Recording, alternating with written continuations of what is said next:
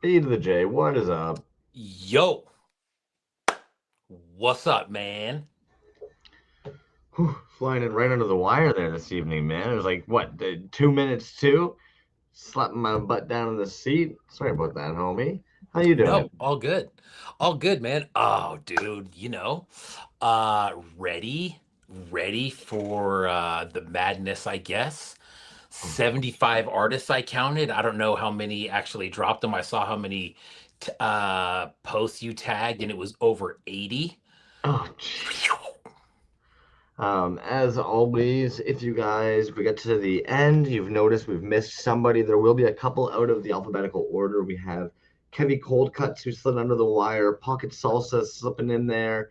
If anybody else caught anybody else who was part of the Cryptid show that we maybe missed from the tagline of artists, please let us know so we can make sure that we show them off. Erna Toys, I made sure we have you this time, my dudes. I don't know, Mm. like twice now we've missed those homies, and they make some really good shit. I don't know how we do it, but I swear I got Yeah, it. dude. Earn it toys from Italy. Dig. If you can get your hands on some of that, do it. Worth it. Yeah, what a global freaking community.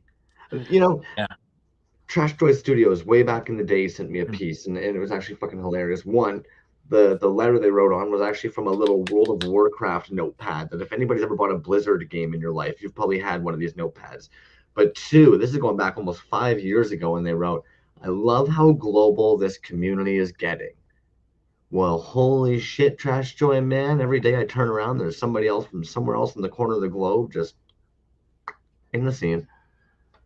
Yes, as what a great segue into Kajiki's map that he does, dude. You can really see how spread out it is.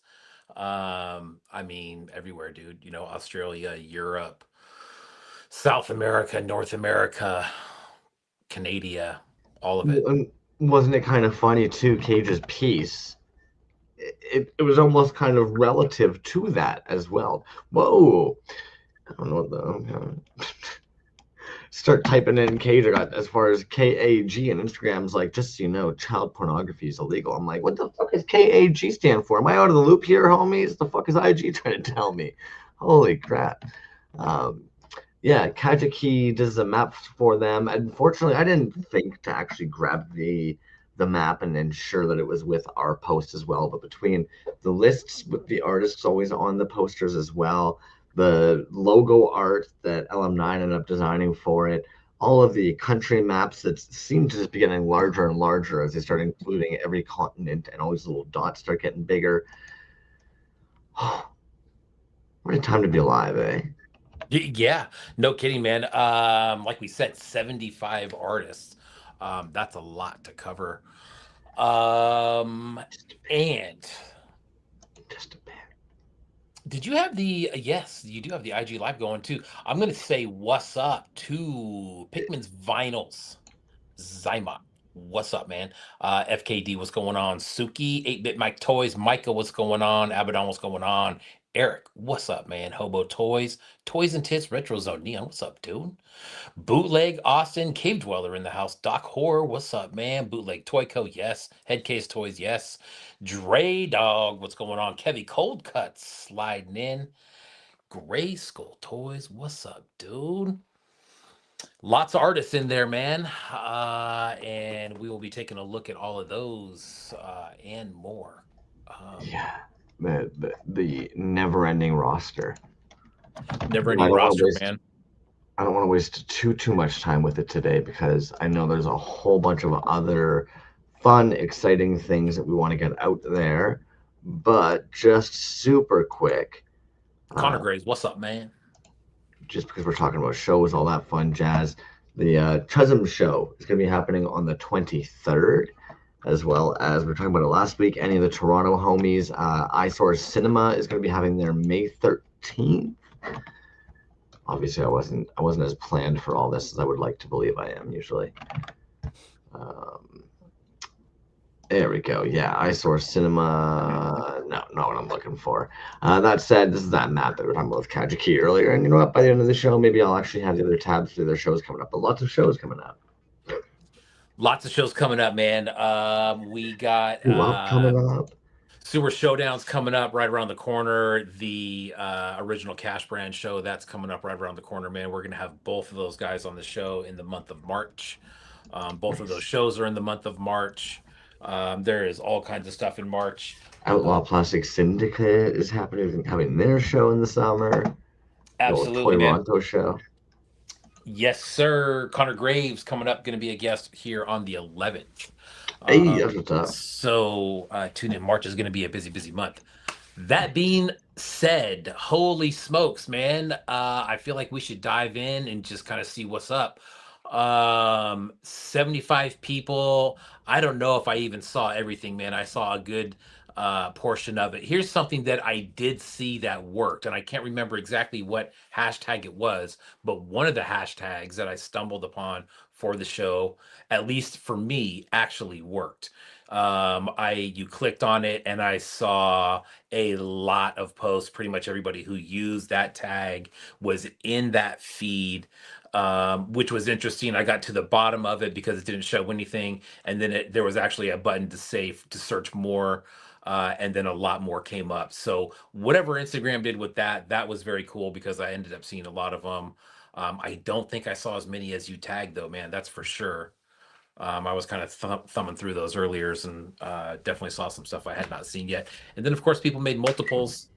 Poke Toys, what up, Mank? Kevin Cold Cuts Folklore, what's up, dude? You know, I was lucky enough. I was sitting with Doc Horror actually today. We were talking about this. And I even made a mention to them. It's like, you estimate around 70 people, 2 minutes a piece, but you can never stay at like 2 minutes. Next thing you know, it's like 5 minutes a piece. It's fucking 12 o'clock at night. You're doing it. That said, I do want to show this off. If anybody ended up seeing this in their story, they were kind enough to toss one of these my way. These are gonna be the Atlas little alien figures they ended up posting on their 31 Atlas. But check this shit out, man. Sebastian Gomez Toys, what's up? Cool Cat, what's up, man? So he was actually giving me like the breakdown on this little guy earlier today too. But you got like he actually ended up molding like a fucking rock for the base there, like an actual rock, and then there's little magnets in there, so all the extra little heads you can just set them on the little base as well, and then of course head swap them out with the little man there if you want as well. Fucking magnet in the feet, sticks right onto the base. But yeah, man, I just thought that was a impressive little piece that he ended up doing for those. Nice. You can even see like the nice little freaking like metallic green, almost like dry brushing there on like the eyeballs, feet. Nice. Yeah, sorry. But that said, Slipshot Average Brynwood creation. What's going on, dude? as if you just know everybody's secret identity, man. Hey, man, everybody's very vocal about who they are in here. Thank you, everybody, for tuning in. Here we go. I don't know if you did these in any type of order, or if it was just grab. Semi-alphabetical. Semi-alphabetical. That's what I'm gonna say. Yeah. Nice. All right, why not? Right. Yeah, That's a good way of saying it. Camp Cryptid brought to you by Lab Monkey 9, the first Camp Cryptid show. Oh, Pikmin's, you're a cutie. There was a couple things about this piece I thought was funny, man. Why the fuck, 8-Bit Mike, do you have so many of these Sasquatches? That, I think, is probably the most important question. I like that, dude. Yeah. It's hilarious and dope. That's a good question. I mean, on brand, right? With 8-Bit Mike Toys with the slab. I do like the kind of ceremony setup there, whatever's going on there, which is pretty cool. Well, so for this one here, it's a Bigfoot Bible Camp baptism. So this is true Mormon folklore holds that Cain, the biblical figure who killed Abel, is still alive, cursed to roam the earth as an immortal, hairy, and dark-skinned wanderer. This narrative includes a famous 1835 account by Apostle David W. Pattern claiming to have encountered this figure. This is made up somehow over 1,000 years of Bigfoot has reproduced, and there are hundreds of Sasquatch living in the forest. One group of them disowned their ancestor Cain and want to get right with their God. This group hosts a Bible camp every summer, and to join their clan, you must get baptized. So this is literally a bunch of Sasquatches watching another Sasquatch be baptized by a Sasquatch. Nice. I like that, dude, how he made that kind of wavy and made that look like water, right? He said 50 pack on Amazon for those squatches too. Very nice. Oh my gosh. Cool, man. Imagine buying a 50 pack of Sasquatches. Oh, they probably sell those all day. They're not wrong. I guarantee it. Yeah. Hmm. Acidema. So they ended up going with an illustration for their piece. You want to take a look Yeah. at this one? Yeah, this is a cryptid from the folklore of the peoples of the Caucasus, Russia. Unlike Bigfoot, Almasty are often described as more primate creature and sometimes associated with Neanderthals. Bam, there you go. And I'm sorry, you described this a little bit right before. Just a print. I mean, I don't know. I didn't see a size or anything on it. That's cool though. No, I didn't see a size on it either, but I think what's neat is they're trying to make it look like a stamp, and I think we see that a couple times throughout Mm, this show. I don't know if there's something about kind of like the camp aspect, letters home, letters to camp, but it does seem like the postcard stamp is like a reoccurring theme in this. There's a sick one somebody actually ended up making. I can't remember the artist. We're gonna come across it. They did the EC Comics ripoff, mm, and I thought that was really fucking fresh. yeah, Allowed Space Lab. So I like here's the that art tree style that they hugger had. Yeah, for the stamp. yeah. Dope. That art style, man. I dig that. Well, and I'll be honest, I don't know anymore these days what somebody's designing on a computer using certain brush styles or what's on a canvas. Like my little plebeian eyes don't know anything. Yeah, yeah. Allowed Space Lab. Here's the tree hugger, the cryptid made up of mixed traditions. He is the one lurking in the forest. It is said that he was a friend of the caper once, but now no one knows where and how you can see this strange creature. Apparently, I can't read.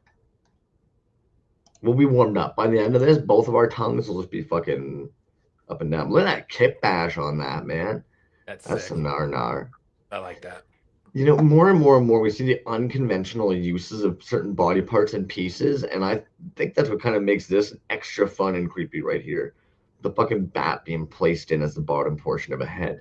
It's almost like if somebody decides to use like a torso for a head or something and put googly eyes on for nipples. Yeah. Huh, right. Bliss Receptor, what up, man? One thing that I noticed, dude, is along with a lot of these accounts, dude, one thing that these shows definitely do, man, is kind of bring some of these accounts back to light. We're not going to jump into each individual account, but it's a good idea, man, if you're going through this show and just kind of look at some of these artists and then jump on their page and see what's going on. A lot of these artists have a Yeah. lot more going on than just the parts or the pieces here tonight. But that's a sick one, man. I like that. Well, I'd even say too, we're getting more and more and more. You guys might have noticed it today. And again, Doc Horror and I were talking about this. A lot of folks posting the like how I did it, the makeup videos for it. Yeah. So Angry Beast. This one is Satan's Owl, region central and southwestern Ontario, Canada. First recorded sighting, Grand Bend, Ontario, 1845. Although many speak of sightings predating any European North American colonies, reaching from the western coast of Lake Huron up to Toronto. Field notes. The difficult thing about spotting Satan's owl is that when it's perched down on its haunches, it looks like a typical great horned owl, but slowly it stands up to its full height, that of an average human male, stretching out mighty wings. Then, when you think it's turning to fly away, when you feel relief, it's leaving, feel safe, it turns its back to reveal its true identity, Satan.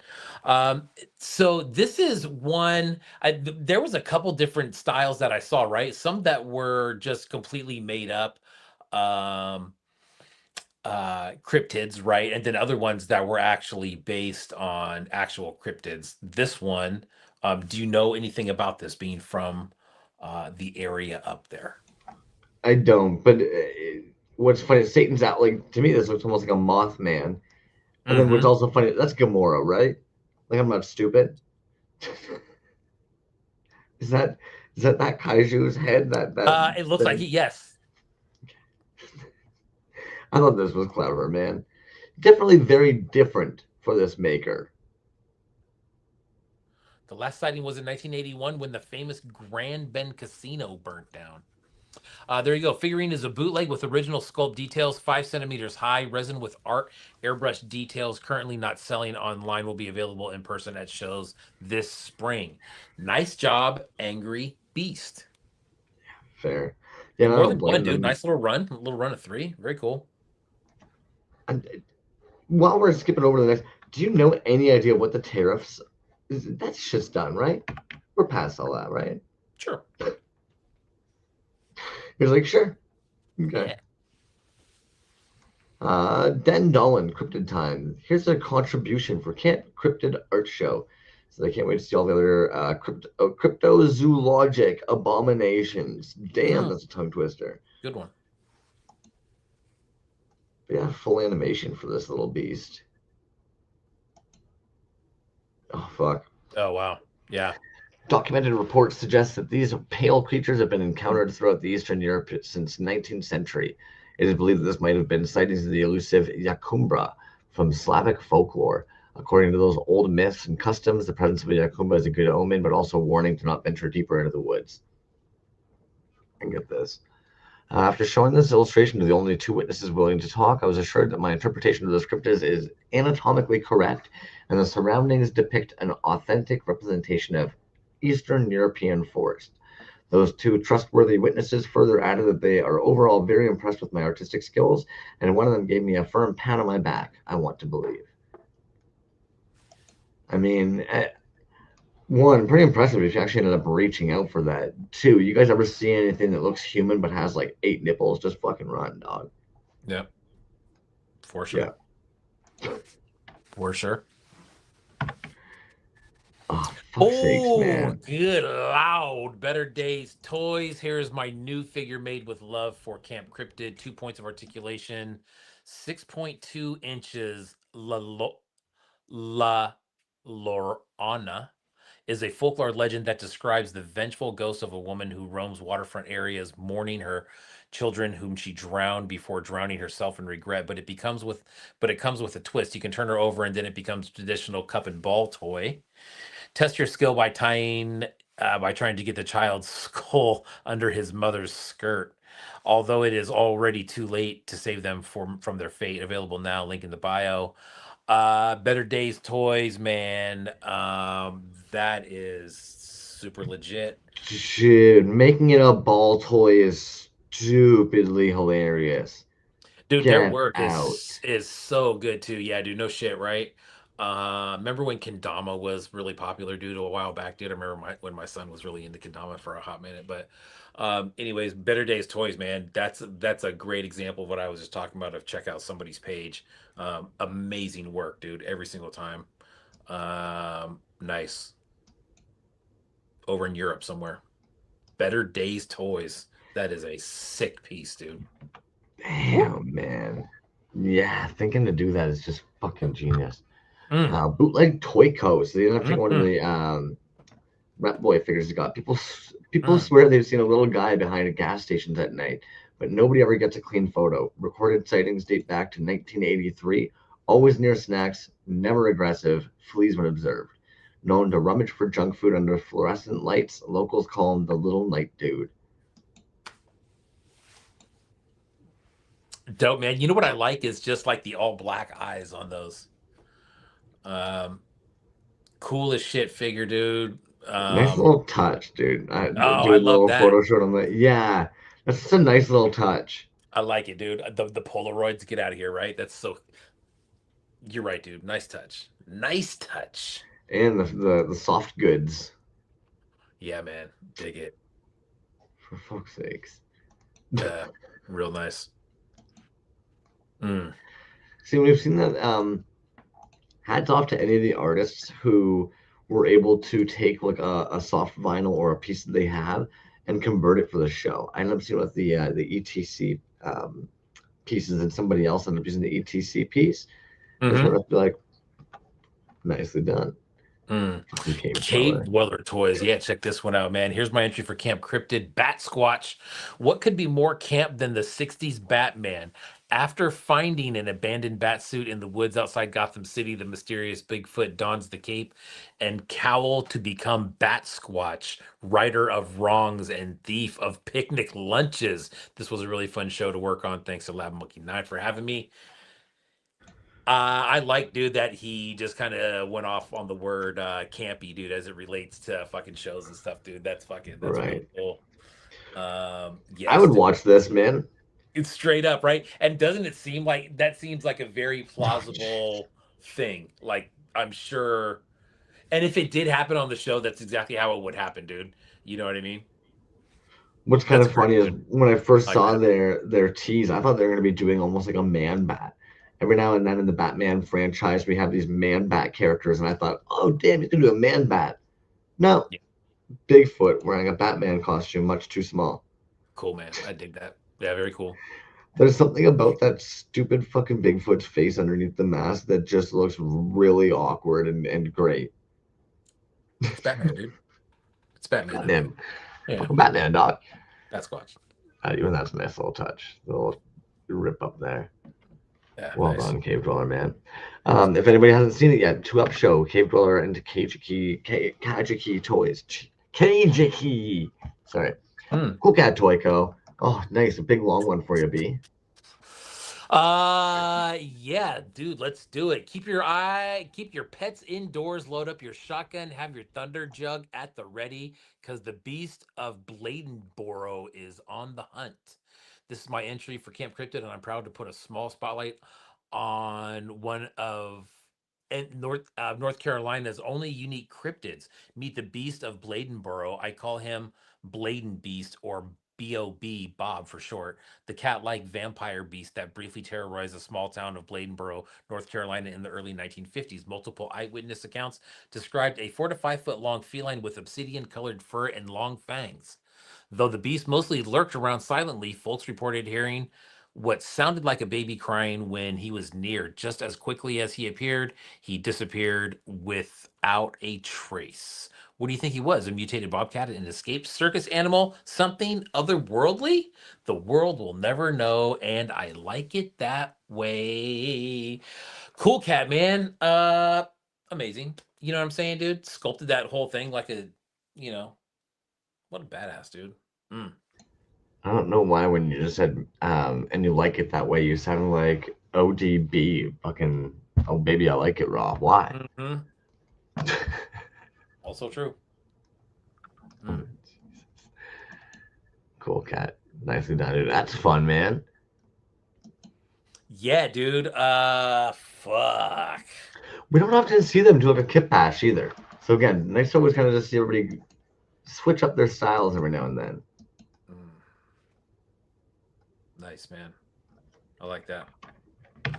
He had another post Oh where it shit. was just the sculpt of it, but that's cool. That's dope, dude. I mean, Well, same thing. it's We don't have to kill too much time over here, but yeah, behind the scenes.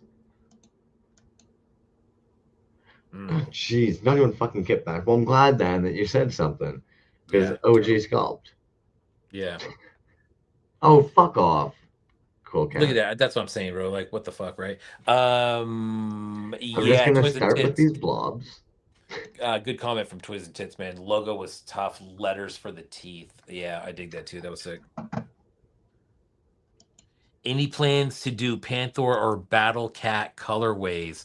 As a matter of fact, dude, that scale right there looks like those. They had some figures that came out, man. They're about yay big. The Motu figures, and then they came out with Panther and Battle Cat, and they were about that scale. But yeah, dude, that looks fucking great, dude. Look And at that then shit. the head and tail articulate, if I'm not Mm, mistaken. mm. Get the fuck out of here. Yeah, dude. Goliaths for sure, man. Dope. That's what it looked like in the mold pictures. Mm-hmm. The Bigfoot. It's going to be the entry for DeFoot Toys online show curated by LM9. The initial idea was to make severed Bigfoot foot, but after my curiosity to discover the creature to whom the foot belonged was stronger, and I ended up making the complete monster accompanied by a snack that he found wandering through the forest. Oh fuck. That's fucking genius. I somehow missed the snack part and the little accessory. Mm, God damn, that's gnar. mm-hmm. Dope.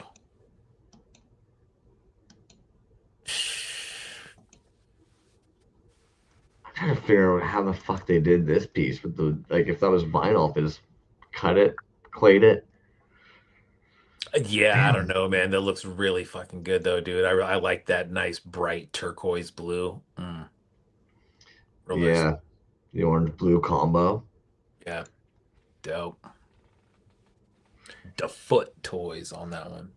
I Nice. think we say it almost every show, but I honestly don't understand how these dudes can whip something up so fresh for a show. Darkest Maul. Bro. Yeah. Is there no description on that one? All imagination for this one. Bro, that's wild, man. I think what's trippy is, of course, you want to try and picture running it at you this way, but it's actually hunched back with its feet this way. Mm. Dude, that's so sick. Nice color combo too. That purple white. The scorpion tail off the back of the head, dude. Damn. Yeah, fun piece. Yeah, no shit, dude. Little It's rhinestone crazy to have eyes. it like to have it like coming at you like that, dude. That's so fucking weird, right? You know what I Yeah, mean? It's like it's so weird. It's just like damn, so best way to good. put it is almost pervasive. That's almost the best way to put it. Seems like this thing's gonna fucking come and skull fuck you. That's anyways, you know. Damn. Go like yeah, God, that's good. yeah, dog. It's shit too, man. Yeah. Eric Folkert, insectoid skull creature. So Mm, that's dope. oh fuck's sake, Dark Dark Rainbow. Rainbow, dude. We were just talking a few weeks ago about where is this guy, and apparently he was making these. The Dream Eater. This is the thing I made for Camp Cryptid. Shout out to at SE Heart for the name. Camp Cryptid is hosted by Lab Monkey 9. This poem will tell you the tale of the Dream Eater. You had a dream. Oh, this is a long one.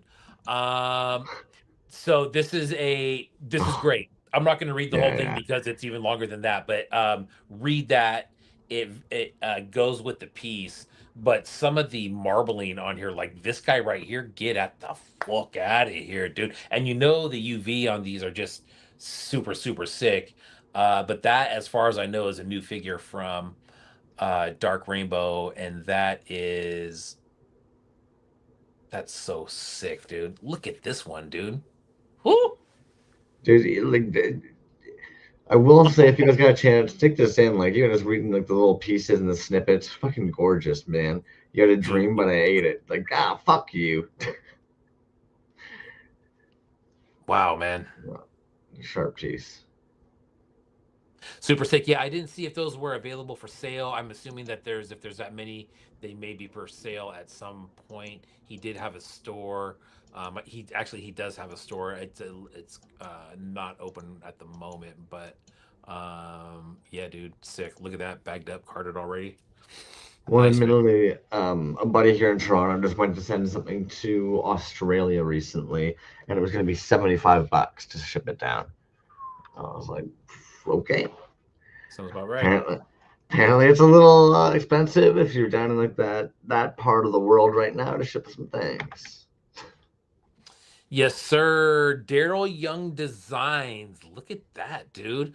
Welcome to Camp Cryptid. Cryptid World is my entry for Camp Cryptid, an Instagram online art show curated by my buddy Lab Monkey 9. This piece was done back in 2017, and I have not brought it out since. The work has a lot of significance for me as it was my very first commission for a friend, drawn in my newly emerging comic art style, not a day job art style. It helped me try a lot of new things, break some boundaries, and be comfortable with the type of art I really enjoyed. Very honored to represent this as a part of this event with 75 artists worldwide simultaneously posting their Camp Cryptid themed toys and art. Um, I like that, dude. That is super sick. That's crazy that it's from 2017.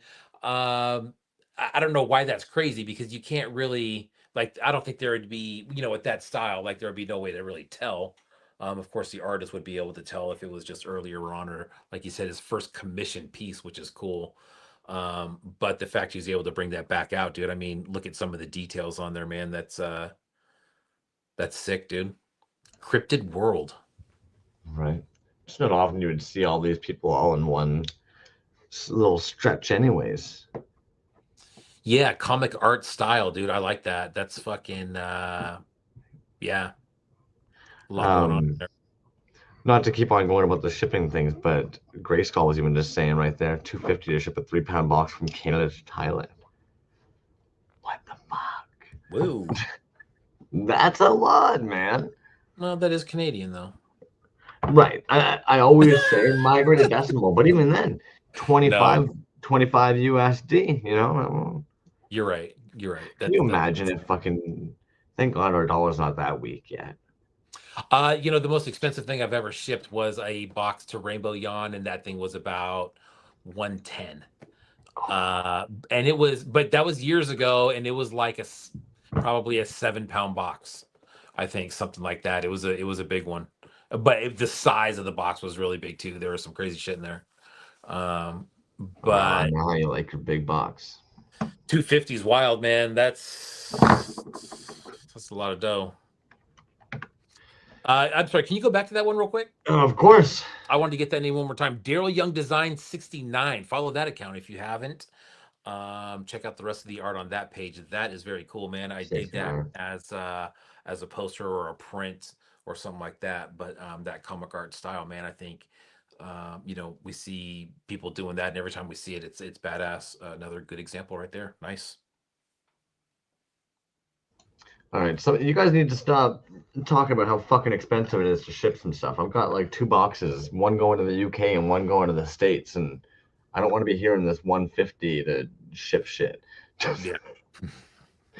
um, this would be sick. I feel like a shirt, man, and like a long band across it. Oh yeah. Anyways, Yeah, I for needed to sure. unmute myself just to express that opinion. I think it'd be No. really neat as a shirt, man. Oh, you're Uh, right. You're right. David Dunver, Skelly the Cyber Yowie. Yowie? Bowie? My submission for Camp Cryptid by Lab Nunky number 9, Australia's rich cryptid history, where Mm. Bigfoot is the Yowie. UFO sightings are also common. Skelly's repaired arm and camp have materials that might be from another world. An old Chet May figure with new additions. Now, it's come up a couple times in this show. I actually had zero understanding that Bigfoot, there's a whole separate lore that he might have some kind of tie to extraterrestrials and visitors coming here and being an escaped experiment. Have you seen that through this? Yeah, exactly, man. I'd agree with you. See, and then Pope Toys over there just being like, nah, my last one to the US was only 30 Canadian, can of sardines. So, nothing terrible. Yeah. Yowies. I had not heard of that one. Ooh. I feel like it's one of those situations where like that Y is not supposed to be a Y sound. So if anybody Hmm. can correct me, feel free. Chat May is underrated, man. They often come up here as being used for um, kit bashes and for pieces and stuff. But I just feel like some of the fantasy lines of the Chat May and stuff, like they're really actually cool. Yeah, dude, those are not figures that I'm super familiar with besides seeing people sell them. Basically, I always see those being sold in bulk. You know what I mean? Like, hey, I Right. got 20 Chat May figures. Um, but yeah, these ones I didn't know about either. But cool, man. Dig that. Mm. See, and honestly, these days I don't know what to believe, man. I saw a post earlier that was like, yeah, now the Epstein files are out. Did you guys know that dinosaurs weren't real and they were to hide us from giants and dragons? And I'm sitting there being like, okay, you know what? You've convinced me for 35 years that apparently big giant feather covered lizards roamed the earth. I don't want this switch now to all of a sudden become big giant man fighting dragons were out before. Just stop changing the past. Sorry. Yeah. I'm very Um, passionate about that subject, apparently. well, I mean, these things. It's funny, dude. How many every there's a little truth to everything that's out there, right? How many of these are really out there? You never know, dude. But I mean, like the stories go on and on and on, the sightings and whatnot. And that's kind of what keeps it alive and cool. But Yeah, that's a cool one, man. I was Yep. not familiar with that line of Chat May figures, but yeah, very cool. I Nicely don't want done, to baby pass Kevin. over it, but what a nice little touch for the Yeah. base. Sorry, Hmm. using like an actual light source. It seems almost they've used one of those little fake candles, and they've inserted it into the base, and then hit it underneath the pile of sticks. Yep. Fuck Nice. yeah. No, that's Nice a job. nice little. Sorry, Uh, man. We're on D's. We're Dirt. moving at a good pace. Yeah, man. Yeah, for sure. God, look at that nice little run, dude. Dirty Yeti introducing Cosmic Cryptid, my entry for Lab Monkey 9 Cryptid Show, Camp Cryptid Show, hand sculpted and hand poured chonky cosmic resin Bigfoot heads for sale. $25 shipped in the US. Whoa! That's a freaking screaming deal, dude. Includes resin Bigfoot head, 3 stickers, and a custom header. Very nice, Dirty Yeti. Nice run, dude. That's pretty on point for him. For a lot. Ooh, And in the nicest way possible, but this fucking header illustration is hilarious, man. Cosmic Cryptid got a stupid. that's a cool. That's a clean little setup, man. I like that with the bright header on it. I like that little pour right there. That was sick. Um, Executed really well. yeah, but I was gonna say, dude, it's pretty on point. There's a couple other shows that I can think of that he did where he actually did runs of figures. But yeah, dude, did the whole nine on that bag header. Nice, dude. That looked like what, 10 one-offs, 12 one-offs, something like that. Mm, dozen. Nice, dude. A dozen. And I mean, maybe they kept one for themselves. Nice little baker's dozen, 13 even. Who knows? Oh, Joe Boo. Yeah. Ain't that little bitch when that happens. Yo, okay. Oh, Right? Fuck's sakes, man. This is one of those pieces. This is what made giving off that Doug today so intimidating. I was telling you, I was meeting up with Doc Hoare, and I ended up handing off a Doug for him, and the whole time you're just like, this person actually like makes dope shit. So it just makes you even more like awkward where you're like, fuck. And then to drop this last night, you're like, oh fuck. dude. This right here, man. You want to read this, or you want me to read this? Yeah, I can get it. Dang it, I should have brought the net. You better have your camera batteries charged and an extra rolls of film this eve because at Camp Cryptid, a slew of interdimensional beings will be making rare appearances on IG. Thanks to Alumni for hosting this creepy art show that's dedicated to the creatures that we all know are out there. There you are, man. I know they posted today a how they did it post as well that shows like the actual armatures they used for like the creatures down there. Today I was fortunate enough to sit with them. They were describing kind of some of the process of, having this big giant square. Apparently it's like 4 inches tall. They ended up using like a silicone square mold, used deep pour resin, tried to color match it nicely and perfectly. We're even kind of talking, this is one of those things where art, sometimes you get lucky. If I don't know if this is between the two dyes of the resin, or I know when I did that echo piece at one point, it almost wanted to take some of the paint. I don't know if that's maybe what happened, but even this awesome effect that's happening between like those grains there almost just creates this really sick, like misty water kind of flow effect, man. And then they Yeah. also top this up. They were talking about how they sit there with fucking popsicle sticks, trying to get the top to just kind of get that perfect little wave, dry brush it with the white afterwards. Fuck. It's fucking super cool, dude. I'm looking at everybody's comments, dude, and everybody's so on point, dude. The wave effect on the top is fucking killer.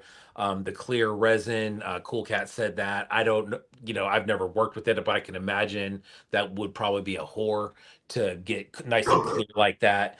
But the sculpting on the inside of it, dude. And bro, you look at that and you're just like, fuck, man, what are we talking about now, dude? That's not a toy. That's definitely fucking art, but I really think about the beginning of what that could be, you know what I mean, as Yeah, far as it tells a lore story, or man. something like that, dude. Straight up, dude. Yes. You know what I mean? like Dre's talking about with the rod bending, it's like, yeah, that movement. It like there's a whole scene happening here. It's a full story. And Doc, man, I didn't mean anything disrespectful when I was talking about like the green effects there. I think it's really freaking cool. You wouldn't know. It lends to the scene and all the motion that's happening there. Fuck, man. Dude, I think you nailed it on the head, dude, when you said that piece tells a story just by looking at it, right? You can make up a quick little story to that, and we could probably go around the room and you could come up with some just super killer shit. But you're exactly right, dude, and that is something that is that's probably my most favorite thing about that piece, dude. That is unique, man. That's different. That's super cool. That's a diorama on a different level. You know what I mean? The dioramas are always fucking sick, man, because you can kind of make up whatever you want. But that's killer, dude. I fucking dig that. Not to be Very a cool. loser either, but like and Drago probably knows this too. Like it's technically like almost a perfect composition when you consider how the eye moves around the piece. It's like, oh shit, yeah, man, between the rod going down to this beast here to the tail up this side here, and it's like, oh shit, yeah, you've actually got technically like a your eye can't help but move around the whole piece. Yeah, yeah, exactly. And there's so much going on, man, right? There's so much going on. Like, Really. the craftsmanship, I think, is one thing. The story part of it is another, and I think just the composition as a whole, dude. God damn, that's good, dude. All I hope right, he does. Doc, I you hope he set does the more of mark. that, man. I was actually, it's funny. I was just about to say, set the mark. Now we're gonna expect all these big, giant, fucking deep pours from you, homie. That's really cool, dude. That's something that you could put out outside the toy room, and people would look at that and it would instantly go, "Oh, that's fucking rad." Speaking of fucking Oh, rad, dude. Yeah, dude.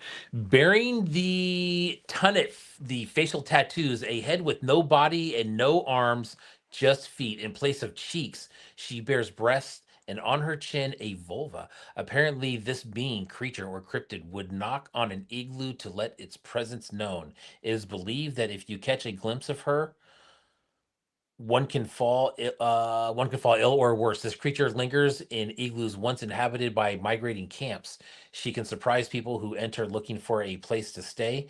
I created this being taken from a folklore true story drawings and art from the Inuit people of the Nunavut territory known as the Ungava Peninsula.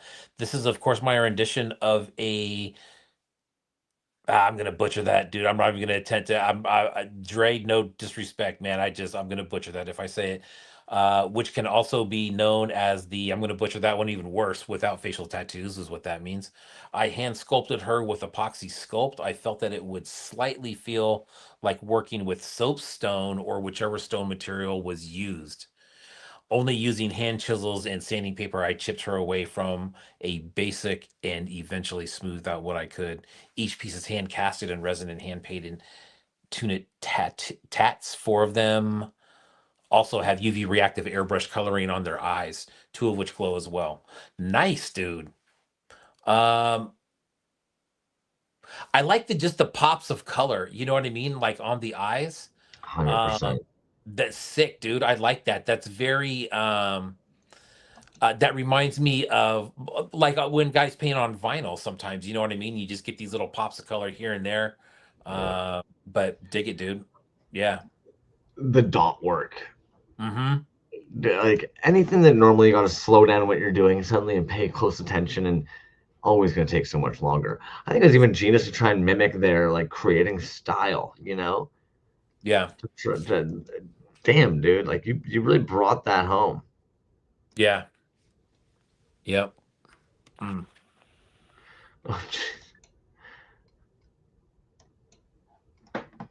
Valid. Yeah, no, Jay, it's fun. And actually, Toys and Tits said it and totally agree.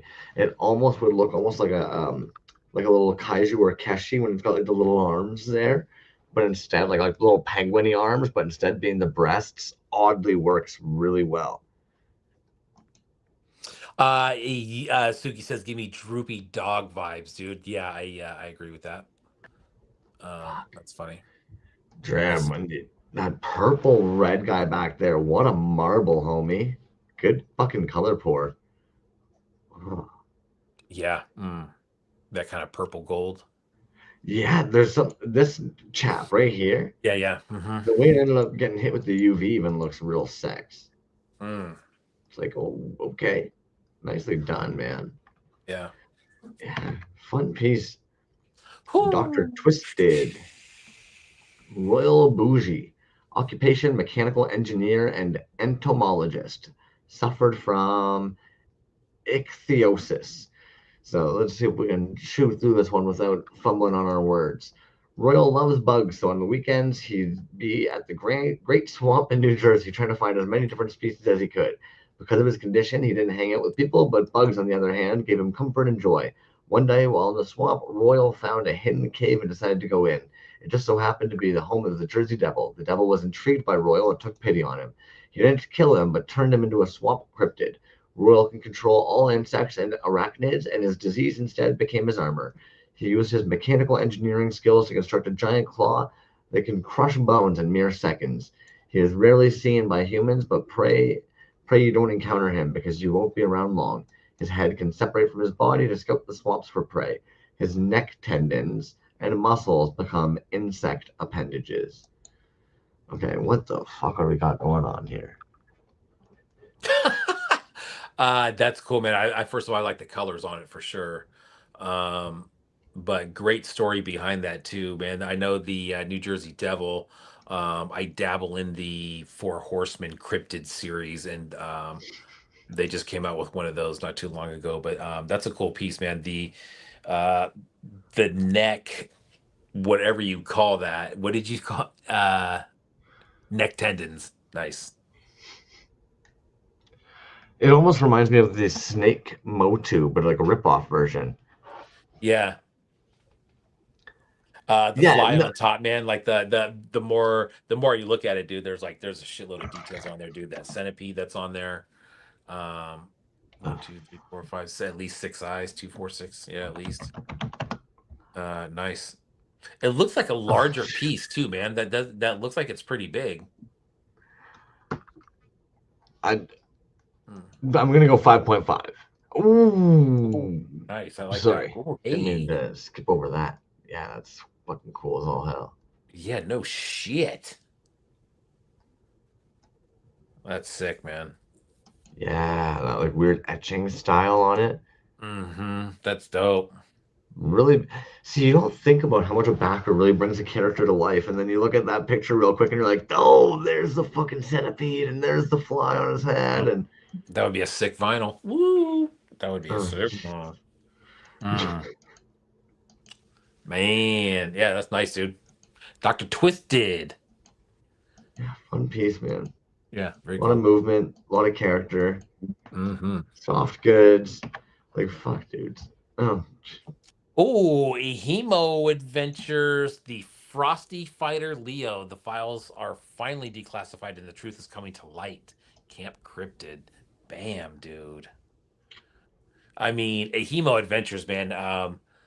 Fuck. If you're not familiar, take a look. And that is like next level shit, man. we don't see a lot of white pieces, dude, in general.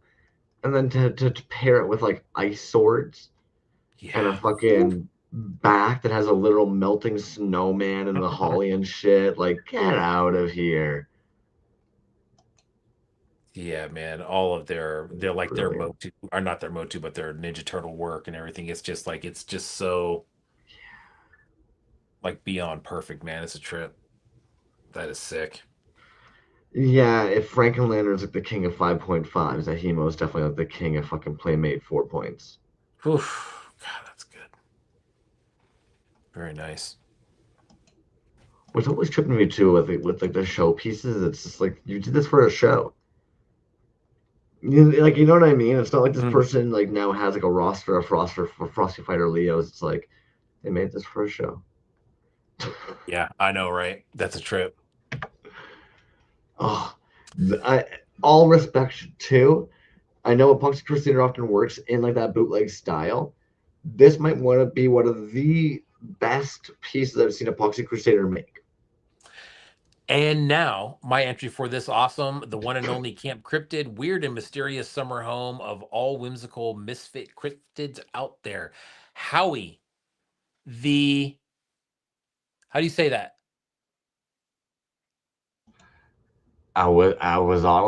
Aristotle. Yep. Is a small aquatic dog-like creature from the Aztec folklore. The most unusual feature about this creature is the human-like hand at the end of his tail. That is trip. Howie and his friends have tons of delirious camp adventures, always getting scolded by the grumpy monkey scoutmaster. Wait, are those monkey brains? Did the scoutmaster escape from a lab?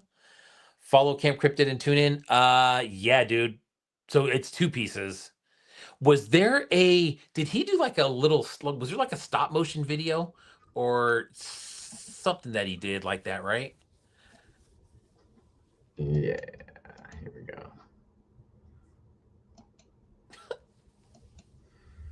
Yeah,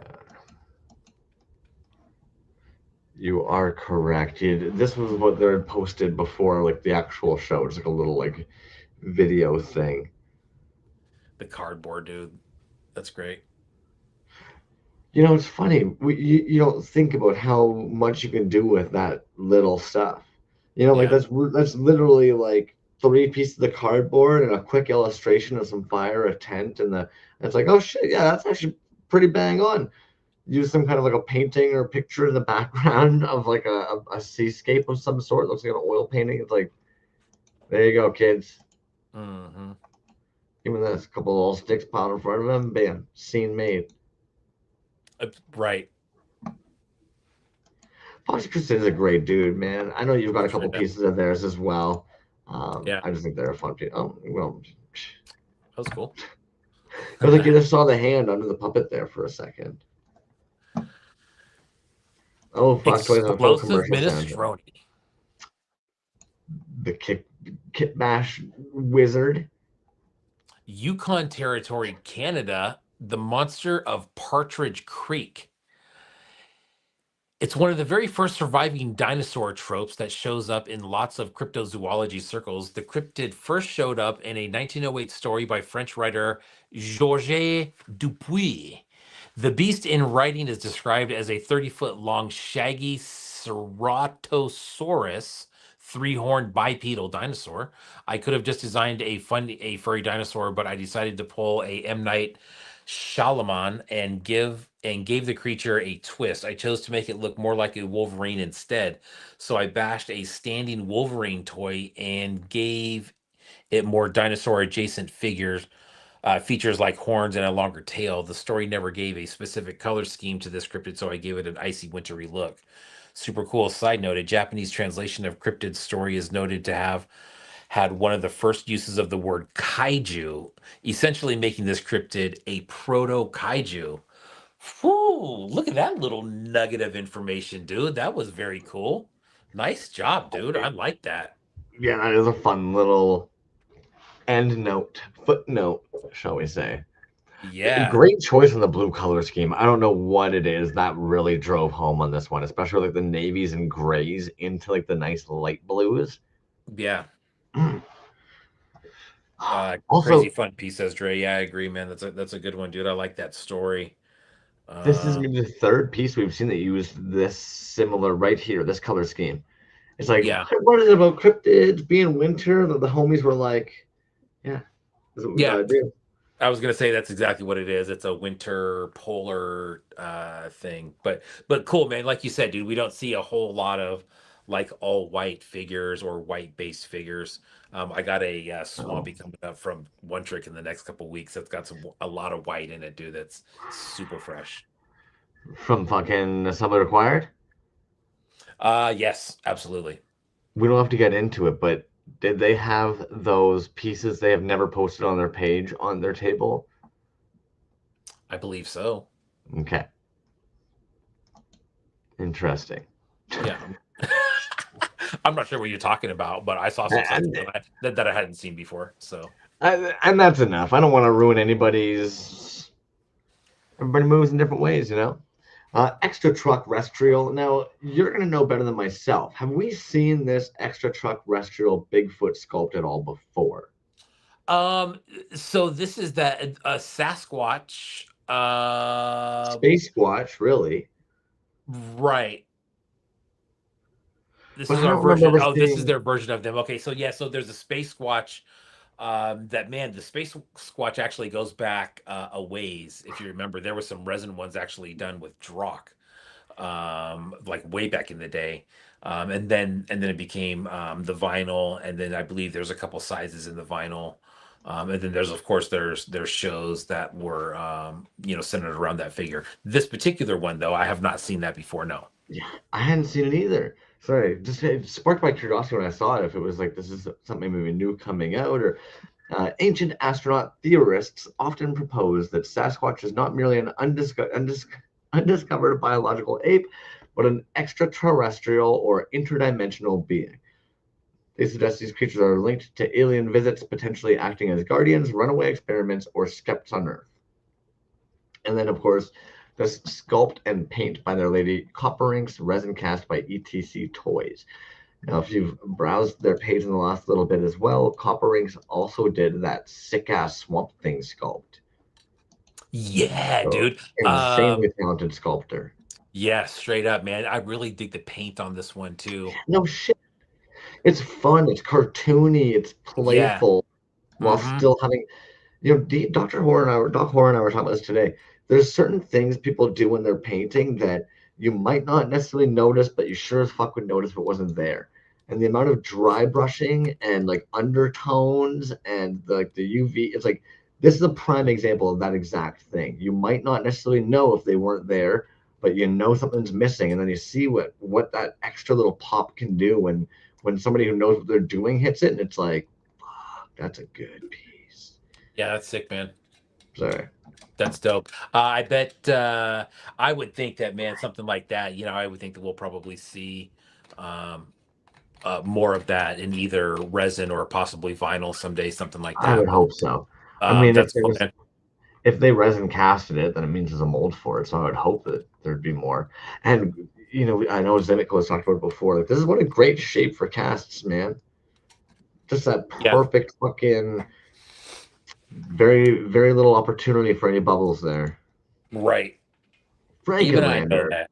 Whoo, my goodness, dude. My entry for the online art show, Camp Cryptid, based on my Avatar original artwork by Tommy Lee Wentner. Um, It reminded me of a souped up Mike Wazowski. Like, oh damn, the eyeball moves. I did not catch that. exactly, dude. And you know what's funny, man? It's like I saw that and I'm just like, you know who it is, and it's not AI, but you look at it and you're just like, damn, dude, that's so good. You almost go, is that fucking real? And then you see Right. him, pick it up and then start moving the eyeball around. You're like, this maniac right here, dude. It's just damn, that's good, dude.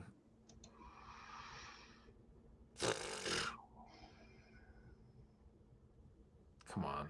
He's almost made his own Frankenlander Mr. Potato Head here. Yeah, dude, with look like the Motu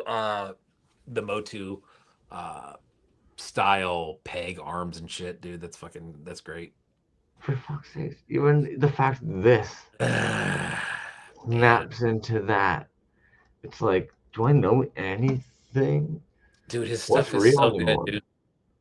There's all I think we could all agree, dude, that like there's some accounts that or artists out there when you see their stuff, it's just instantly on another level, dude. Frankenlander's one of them. Ahimo's another one. Yeah. Where it's just goddamn, dude. I mean, But also, what makes these shows so fun is seeing both sides of that coin. Like with the like Gladwell toys right after that Frankenlander, and you're looking at this as being like, damn, dude, like this is something you'd see on like a stop motion British freaking afternoon show or something. straight up, dude. This is Lucille, the Luther Marsh Beastie. Located in lush southern Ontario, Canada, Luther Marsh is a haven for aquatic birds, mammals, fish, and flora. It's also home to its very own unexplainable creature. First sighted in the mid 1800s by a surveying team, the strange biped creature was described as being like a giant rodent with leathery wings and also not unlike a moose, a creature whose demeanor, despite its alarming appearance, seemed to be that picture, dude, right there, right? That right there was very cool. Also, I think the addition of the sightings map, that was super cool. A creature whose demeanor, despite its alarming appearance, seemed to be altogether peaceful, dismissed by local and provincial government at first as fantasy or hallucination. Lucille has since been spotted numerous times over the following generations by many sane and sober outdoors folk, and is generally considered a welcome and wondrous oddity of nature. Reported sightings occur always at sunset as the gentle beast quietly forages for aquatic roots and grasses. What a piece, dude. Ah, agreed. Yep. Yep.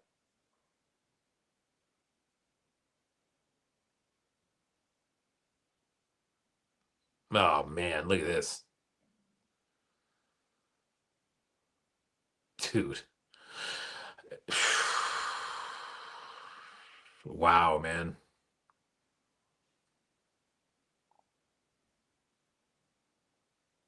God, dude, messing with light is that's a tough one, dude. God, dude, great job, man. The light from one side, bro. I'm telling you, like, that's the one piece of advice that I could give on taking to get things to focus and look really good. Instead You of the got to get, panel light, yeah, just yeah, dude, you one. got to get the light from one side, man, whether it's natural or something like this. And then he even put that the white thing on the other side, dude. It's, I mean, what a great setup, To dude. properly refract the light. Yeah. What a great All look on at top of the it. washing I, machine, toys and tits. Yeah. I was just gonna say it's on top of his washer, dude. That's Yeah. great, dude. You know what's so stupid is Great. I'm really glad that Pocket said that because I straight up just assumed this was outside. But look at the water. Yeah, but I'm retarded in the politest way. No, I didn't finish the word, so nobody attack us and cancel us, all right? Yeah, Neostalgia says doing that thematic backdrops, put some figures on another level, sells the whole story within. Yeah, 100%, dude. Yeah. Also underlines that doc horror piece even more. Like, holy shit, dude. It's all right there in your face, you know. There's But the something these Canadians, man. the the the figure here is super sick. Yeah, very Oh, nice. for fuck's sake. This was so fucking good, man. Yeah. Sorry. I don't have it's in Brazilian here. Yes, I could chop that and run it over to the Google Translate, but I personally feel you guys get the hint here. It's Bigfoot. If this needs more explanation, I'm very sorry. There's nothing we can do for you. Oh, the cool scale.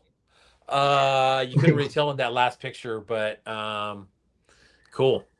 Just fucking love that, man. That's really good, dude. There's Yeah. the moment you look at it and you even say like, "Oh, it's Bigfoot," you're just like, "Oh, for fuck's sakes." Yeah, that's a good one, dude. That's a good one. Yeah, well done, Gorgrail, Dude, man. really, Killer really piece. good paint too. I'm glad you did hit that because it's like, yeah, man. And you know what? The prime example is like, what was this? Maybe a tan resin pull, and then you do like the dark washes, and you do some light dry brushing, and You every know what, every dude? part of it just pops. Every part of it, dude, and especially the eyes, man. And I think that's one thing that I'm really drawn to over a lot of pieces is just the eyes in general. I was looking at some Ophelia pieces the other day, dude, and the way that he incorporates those doll eyes is really, really cool, dude. I was looking at some Naomi Naff stuff the other day, which we'll look at some of her stuff here pretty soon. But some of the eyes on their pieces are just incredible.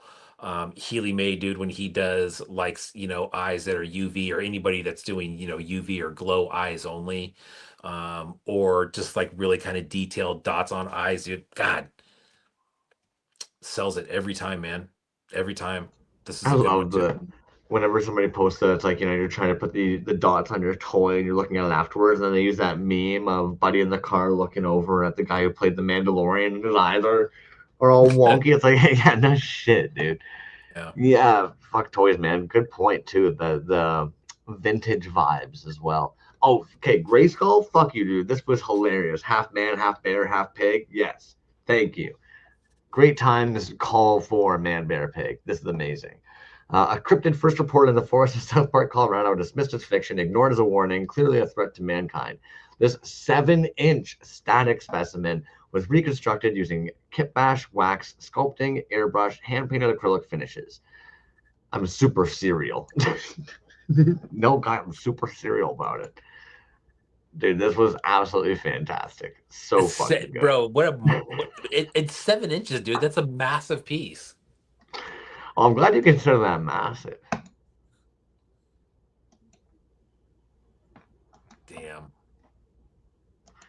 But this is definitely one of it's almost like, because there is no real need for a man bear pig, we don't really know what it looks like. The illustrations for it are done on South Park. It didn't have to be a clean sculpt, and yet we have this really good fucking kit bash of it. Yeah. Like when they showed, so I don't know if you ended up seeing their process posts. They rammed tinfoil on the back of this and then applied clay over it, and this is like all hand sculpted detail into the rest of the body here. And they must have used like 5 or 6 different little toy pig pieces to try and get all the right nostrils and ears and everything else. Fuck, man. It's good, man. Yeah, I mean, look at, and you know, it looks really top heavy. And especially because it's got those little hoof feet, dude. But it's like, I mean, it looks like it's standing like a champ, you know? So good, dude. Grayskull, I don't know why your brain went here, but I'm really glad it did. Good comment from Dre too, man. This is campy body animal horror goodness. Yeah. Agree. And the name, dude. I mean, come on. Well, because you've seen that South Park episode, I was right? gonna say, yeah, exactly, with the set in South Park, Colorado, right? Yeah, man, bear, pig. Great. Oh, I had to Google this word, by the way. Yes. Herpetologist live now on Big Cartel. There was 2 different colors of those. There was that green one, and then the one that the base that he's standing on was another color. I want to say there was 2 of each. I don't know if those are sold out or not. Those were going for about 40 a piece. There you go. Nice. Obviously hand sculpted. I don't know if that's hand sculpted uh by uh by Andrew by I think it's sculpted by Green Plastic Tunnels, honestly, you I, know. I would hope, and I get it, right? Like, obviously, Homeboy's got a very talented father, but they're an artist in their own right. I would hope that Yeah, dude, they're that's his weaving stuff. that themselves. Yeah, Mhm. they don't need to be turned into dad to be doing sculpts unless they want to. Nah, that's cool though too, man. There's no, and it's just in Green Plastic Tunnels style. Um no explanation. You know what I mean? Yeah, And the at this color's on point, point. yeah, dude. And at this point, it would be weird to start seeing explanations with this stuff on what it is, because that's not, I think that's part of the allure for me, is when he puts stuff like this in front of you in certain colors, I and like you can this. just kind of, you can do what you want with that. How bizarre is it that this stand isn't flat, but it looks like it's just standing flat? I like that. Yeah. Sorry, my brain's amused by that.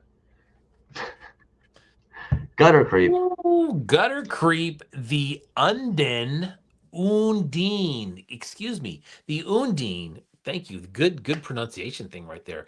Is a reclusive aquatic elemental native to freshwater lakes and marshlands, a somewhat terrifying creature from Filipino folklore. While often categorized as a water nymph, it leans much closer to a swamp dwelling elemental or prehistoric aquatic humanoid. Though naturally shy and territorial, the Undine is a formidable, vengeful nymph that reacts with extreme violence if its breeding grounds are desecrated. It possesses uncanny speed underwater. It also utilizes a high frequency, paralyzing shriek that can be lethal or can render victims paralyzed before it strikes. And finally, it can expel a highly corrosive, flesh melting slime from its mouth. That's dope. That's real dope, dude. Yeah, great sculpt. I would imagine that this is like a buck they used. It almost looks like it's like a plain like kid doll buck. But when I saw this, every now and then you see somebody do something with their sculpting, and it's hard not to have that moment of just like, oh fuck yeah, that works. Like if I were to design a six pack on a character, I wouldn't think to do like a couple little dots and then flatten them out. But you see it and you're like, oh shit, yeah, that's abs. That works perfect. Like That work the straight up, that fuck, works, man. dude. Straight up, dude. I like the teeth on that. The hair looks really good, dude. I like the face just in general. That weapon, dude, that's nuts. The hell is that? Yeah, Dre is saying more words I don't know. Trilogy? No, don't know what that is. Terror Zuni? Fetish doll? That's about the only part I recognize from that sentence. Huh. Blood! I can't make you crack tonight. B is in like stern mode. He's over Well, there just no, kind of like, I no. was gonna ask you about the word trilogy. I'm surprised you don't know what that one is. I'm like, surely they have trilogies up in Canada. I was just playing. Come on. I would hope. I would hope. Actually, when I worked at a bookstore as a teen, people would come in all the time and ask for that new triology. And the amount of Uh-huh. times I'd be sitting there being like, where are you finding this extra O? There is, I don't know why triology, but you go, girl. Yeah. That Trilogy. we've Three. we have a strain here, Jean Guy. It's named after a dude from Quebec. Everybody calls it Jean Guy. You got that Jean Guy? It's Jean Mm, Guy, but no worries. yeah. Poor guy. Healy made. Whoo, doggy. Made the mistake of thinking these belonged in the Camp Cryptid show. No, I wasn't sure if they were just being sarcastic there or like because I think these are cryptids. They're very vampire-esque. Very vampire-esque. Yeah, and actually the SWWF figure of that just dropped. I want to say a week ago, maybe 2 weeks ago. I think probably about a week ago. But in the painted colorway, where you don't have this kind of like ghostly blue. I love that color though. And the other one does not have the cape. That cape, to me, that looks like a resin cape, dude. That probably just clips around the neck, right? Just on, yeah, exactly the back of the neck. Like the Uh, McDonald Batman, yes. mhm. Come on now. That's sick. I like that, That's man. just it, dude. That Force Glow blue is just fuck you. FK, triology is the study of trilogies. Got it. Okay. Three. Hobo Toys. Now, when we had Hobo Toys on around the time that they were working in this material, they've explained how tedious and frustrating and difficult it is to be working in this medium. And then they go and make this dude, the Crosswick Monster from southeast Ohio. This 40-foot long beast loves playing his guitar and singing with his friends around a good campfire. They never seem to mention that when people talk about seeing him, he's one hell of a player. This is a one-off sculpt. Use different colors of clay so they wouldn't have to paint anything. Never really tried that before, but I feel like it turned out pretty cool. You know what's insane? I thought this was made out of fucking fabrics. I just can't. I had to read. Reading. I thought it was painted resin. So there you go. Um, but dude, what I like that he pointed that out, right? That he used different color clays To for avoid. yeah, to avoid the painting on that. Smart. Smart. Smart, but instead of having to do the individual painting, no, they just had to do all these unique fucking scales. I was gonna say, dude, how did he do that, dude? That's not painted? He just did different color scales? Well, and I mean, there's two ways generally to do scales, right? Either you've got 1,000 little tiny balls of clay there that you're gonna one by one slap on, or you're gonna sit there with like a toothpick or some kind of sharp device and sit there doing all these tiny little. Neither one sounds like a great time. What a cool story. Yeah, I know, right? Exactly, dude. Tedious. Cool story though, man. Right? Playing the guitar. A 40-foot long beast who loves playing his guitar. Dude, he's one hell of a player. Fuck, this piece was good. Now, Yeah, dude. This is another one that was based on a real cryptid, which I don't know much about. We didn't get into that portion of it. Um, but yeah, dude, I did see this. I didn't see the finished version in person. I did see a version of it as it was being made, but lots of sculpt work in there too, man. I know that there was. It's pretty typical to what a lot of his stuff is, at least showpieces when it comes to a kit bash and a sculpt, which this is both of it. well, that's just unique though, very out of the ordinary of what I feel like we normally see them. I had to go Google it. Like, Yoragumo is a type of yokai, a creature of Japanese folklore. It can shapeshift into a beautiful woman. So the kanji that represents its actual meaning are, and then it shows the letters that would. I don't even know how I would explain that. What it reminded me of, if anybody else has seen like this movie, the Heroku the Goblin, it Mm. reminded me of that fucking character from that. This little bitty. So there's this fun like 1990 cult film about them. I don't know if that actually did that just screen share. I don't know what I'm doing anymore. No, of course it didn't. Bam. No. It doesn't actually matter. But now I've said it, so I feel like I have to. This guy. Yeah, yeah. Yeah. So Spider-Legged Goblin Girl hybrid from the 1991 cult film Heroku the Goblin. That's what I thought they had done it on. But then you look Mm, up the actual history and lore of this year, and you're like, Jesus fuck, man. that's a good shot right there. Good one. Yeah, you've been giving Hurt Toys fucking photo lessons or something. Nah, man. You know what? He does his own thing when it comes to pictures, I and bet. we use two completely Methods. different things. Yeah. I mean, the dude's a smart dude. Let's be Oh yeah. real. Jason Lex, Camp Cryptid, the Monongahela Rivermen. A Mm. team of environmental research divers were sent to investigate a contaminated testing facility, and what returned was no longer human. Nice. Put a few in my big cartel store. Oh, dude, I didn't Yes, notice sorry. the double casted skull in there. I did not notice that. Oh, yeah, good call, man. I also did not catch that. I'm looking at like all the different pieces of how this is made here, and I'm just like, this is fun, dude. This is a fun piece. Um, There's two different sculpts here. The one with the long sleeve, big buff boy with the short sleeves. That's fun. yeah, I was looking for a scale on there. You know what I like too, dude, is there was that little what was that little brick that's cool. That little brick stand that it was on. That That was just cool. might be something they have That's cool. for Or just something like, extra or something. Yeah, that'd be cool though yeah. to mold and cast that and use that as a little display stand, but that's cool. I really like this freaking like opaque white with the Mhm. semi-translucent glows, man. But then you see this and you're Yeah. like, oh Yeah. shit, that looks good. Hmm. Sorry. Yeah, Jason Lex, man, crushed that. Yeah, nice. Yo, Wicked City, I need to put that on when this is over. Toy the Tits Look here reminds me of the classic anime Wicked City. No, I'm gonna have to look into that. Damn, dudes. Fuck you, Jabba Creations. Ooh.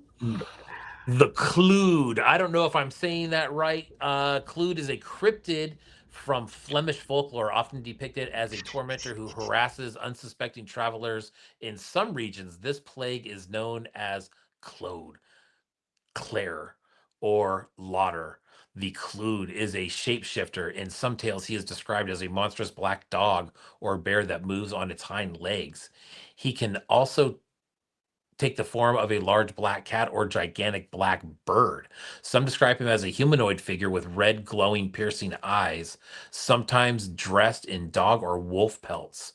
Clued is a nuisance who often lurks under bridges or in hollow trees and only emerges at night. Hikers can only detect his presence by the sound he makes. Clued rattles a chain he is forced to wear. Clued was an invincible creature. Once encountered, there was no escaping him. Clued dwells in the region of the river Schelde, Demonde area, Antwerp, such as other cities out there. Uh, I mean, realistically, just a dope ass fucking figure, rad it ass really is, sculpt. man, and it says it was a Flemish animated movie, Jan Zonder Vries, a childhood favorite of his. This is the third version he's created of the character, 100% handmade. Check out the links in his bio. Yeah, I don't know if that one, it looks like that was possibly for sale, but I mean, fuck, that is Fantastic. sick, dude. Absolutely fantastic. You know, something I know is so like menial and stupid and silly probably for a lot of folks, but I actually love the fact that the teeth are perpendicularly balanced. I know that's really silly and probably dumb for a lot of dumb people, but the fact that if these stood on a shelf together, they go from short, short, tall, tall, instead of being short, tall, it just adds this extra element of like, damn, dude. Hmm. Sorry. No, good one, dude. That's I mean, shit. Yeah. I can't even quite grasp how it looks almost as if this one's double cast as well, but I can't quite grasp how nicely it's just sitting in there. There's this weird shimmer over it, but it's sitting so perfectly. It's hard to believe that it's double casted in there. Like it's just absolutely fucking fantastic. And then the stupid little Christmas tree pieces used for the flocking, like that like oh, what's I don't even know what it's called. It's like Like the tinsel. fake, like yeah, exactly, like the fake tinsel stuff. Yeah. Fuck, dude. Yeah. Yeah, super cool, man. That double cast on the lime green one, man, that reminds me of a you remember Dubose? Oh Dubose, that yeah. company does some killer double cast just headpieces.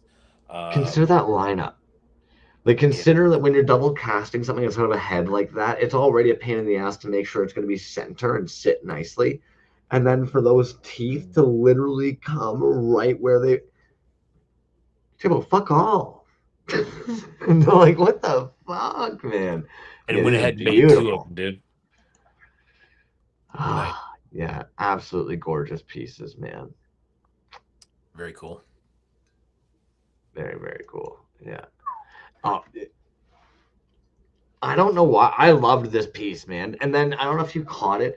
Jimmy Folklore like responded to everybody in the comments as if it was Centaur like singing them a rhyme or whatever. Did you see that shit? I did not. Like Yuppie Bomb, hell yeah. My mom says hell yeah is a dirty word. A curse word is one say hell, but I've been cursed my whole damn life. So hell, hell, hell, hell, hell. Centaurso. And that's how he replied to like everybody. Brutal. Brutal cuticles suffered in the past life. I feel the phantom pain of their simple brutality, but they know not mine. Centaurso. Like, Torso. what is going on here, man? And first, the moment I looked at it, I'm like, dude, you chopped like the legs off this like basset hound or something. Like this, like the Mhm. tail on this does not look like some kind of a horse, but maybe it is. But either way, chops the legs off, and then the fact that it's a torso with two googly eyes for the nipples, it works. I don't know why, it just works. It works really well for some reason.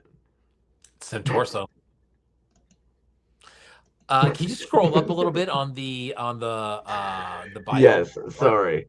Yeah, I didn't mean to cut that part off. You want me to read this one? You got this Yeah, one? go ahead, man. I thought his one of his kids did some of the It backer is, work. yeah, full Yeah, collaboration with them. Yeah. So sweet. Centaurus was an antisocial cryptid from northern Adirondacks region. Despite being extremely shy and introverted, Centaurso thought it might be a good idea to enroll in Camp Cryptid to try to spend the summer making friends among some of his own kind, other cryptids.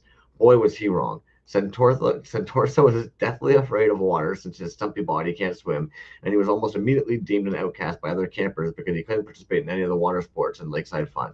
Tired of being relentlessly mocked, Centaurso is most likely to be found hiding away somewhere, keeping to himself and writing bad poetry.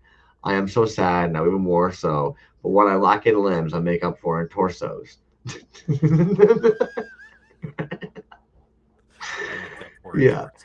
So full collab from idea to end a piece with their daughter. They've been talking about Centaurso for a while, and they're happy to bring it to life.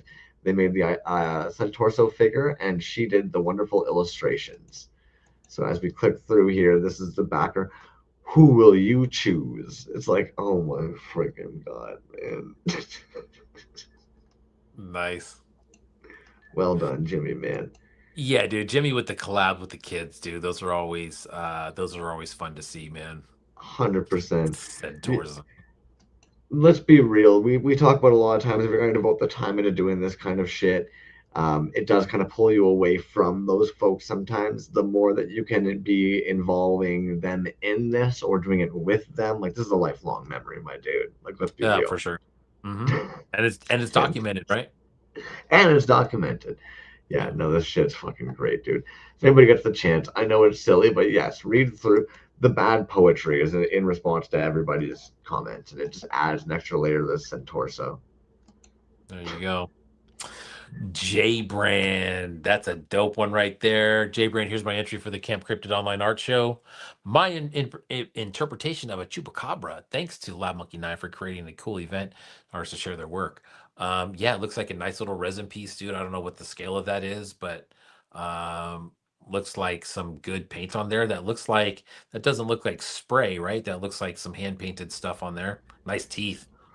But I mean, what's tough with that one is if I had to guess, so many of the dudes do the spray brushing these days, and it makes so much sense to me. No brush strokes, quick application. Like you can nail these eyes, the ears, the face pretty fast. There's no like line work here to really worry about like where the feet are going to be. You can tape them off. Like it just makes a lot of sense. I would imagine like eyes, teeth, that would probably be like hand done.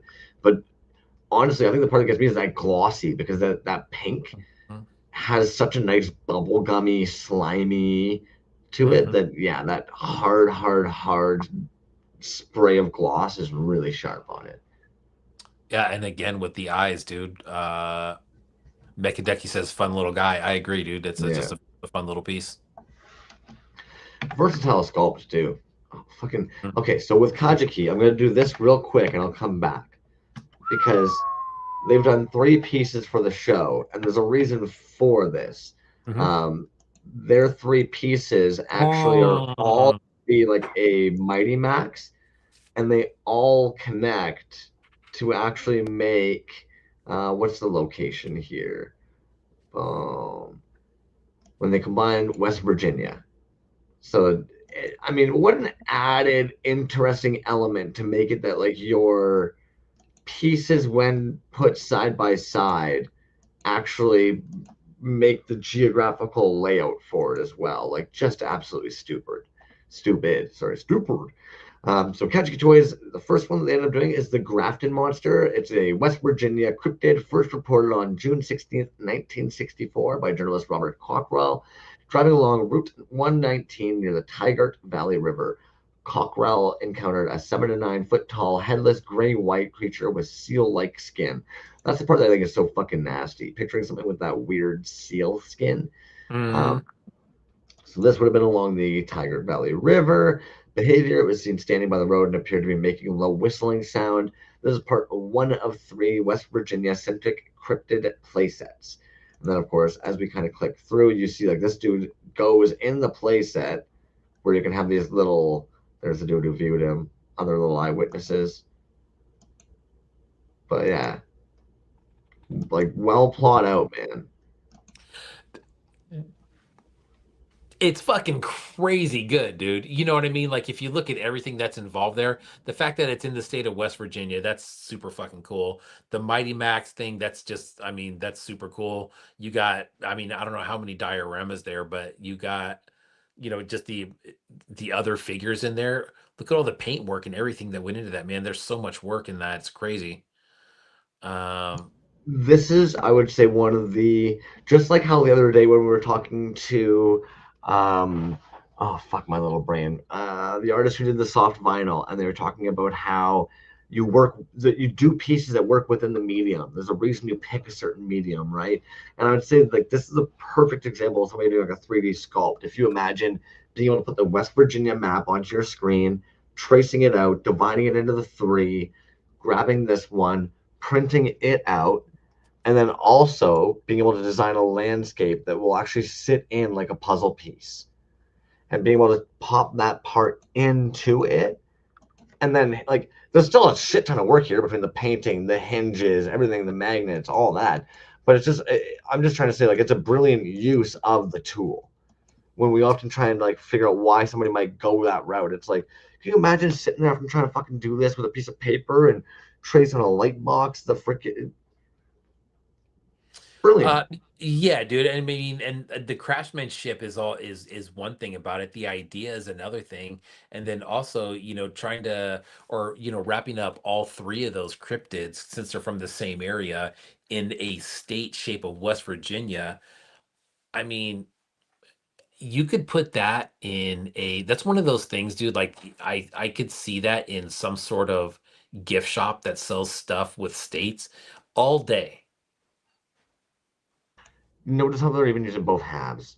Like, even just point that out, they're utilizing both halves, man.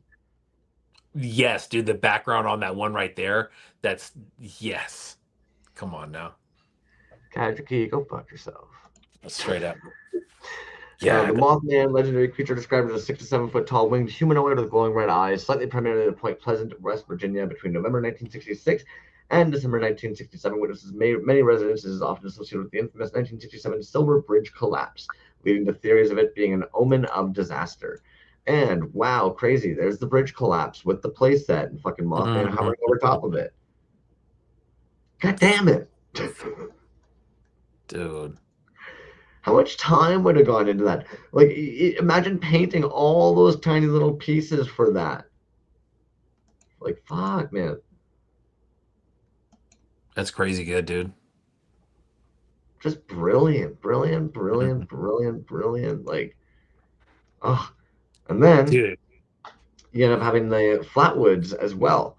So then on September 12th, 1952, in Flatwoods, West Virginia, a group reported seeing a 10 to 12-foot tall, spade headed, metallic skirted humanoid entry with glowing red eyes that floated towards them. The incident occurring after a suspected fireball crashed nearby resulted in nausea and illness among witnesses, prompting national news story and U.S. Air Force inquiry. And, like, Yeah. Dude. I just, See, dude, and I'm just noticing because I'm dumb sometimes, I'm a little slow. The magnets that are would be holding those together on the side there. right? Super cool, but that background on that thing is fucking sick. Get out of here, dude. What are you doing? Between the magnets, the hinges, the print files, the God painting. damn, It's like dude. the sculpting, the I actually am familiar with that cryptid because I have one of those from Mothman yeah, from a few years ago. Yeah, he was selling them in sets around Christmas time. I don't know if you remember that. I do. I was actually happy to see Mothman be in this show. You know, Killer Napkins, Doc Horror brought your piece up today. As one of us, we're in the coffee shop there, and he's like, dude, Killer Napkins piece. I'm like, oh, let me make sure I'm not missing. Oh, fuck off. You know, put the phone back in the pocket suddenly, because it's like, okay, Dude. your turn. When the hunted becomes the hunter, I'm pumped to share my rendition of one of my favorite interdimensional cryptids, Bigfoot, for the Camp Cryptid show. I know the old foot has been a pretty low key fella just lumbering around the woods, and I feel bad for the guy for always being hunted by a bunch of jerks. I wanted to imagine the tables turned. Sometime last year, I did a similar design illustration in the classic Bigfoot pose and thought something similar in 3D would be perfect for this show. I started this sculpt roughing everything out of VR. Then I brought it over to ZBrush where I got into all of the details. I printed two resin figures that stand 10.5 inches tall, two painted versions that I wanted to experiment with, the blood soaked sass and the multicolored psychedelics. Jesus, dude. Anyway, I love all these shows that Lab Monkey 9 put together, and I'm always honored to be part of such a huge. That's fucking wild, dude. I think what's so fun too is so one of the things that Doc pointed out today, the little finger collection that homie's got here, the human fingers. Something I'm only just noticing, the stretched faces as accessories. Homie's just wearing fucking skin pieces on him, like just trophies. Bro, that shit. You know what, dude? I instantly went to his store and was like, "Oh my god, are those for sale?" Which they're not on there yet, at least. But oh my god, man. This is one of those pieces I feel like you'd get as a kid. You wouldn't know what it was from, what it was supposed to be mimicking, wouldn't matter. You just saw it on the shelf and you wanted it. Ten And and a then half he would be inches the big. main. Yeah, even this, so psychedelic and like alien esque. Yeah. Oh man. The head on that one right there, dude, is nuts. I would put that on a shirt, a sweatshirt, a sticker, a mask. Put I on my mean, wife. dude, there's goddamn, that's good. Dude, that's one of those ones you look at and I'm just like, is that real? Like, what is that? Is that real? What are we looking at? Right? And we're at that point. We're gonna see another artist in the show that I found felt the same way, and I'm sure there's a few of them. But you look at their work, and it takes you a second to kind of clue in if you're like, "Am I looking at a digital rendition of this, or is this an actual physical piece that exists?" Oof.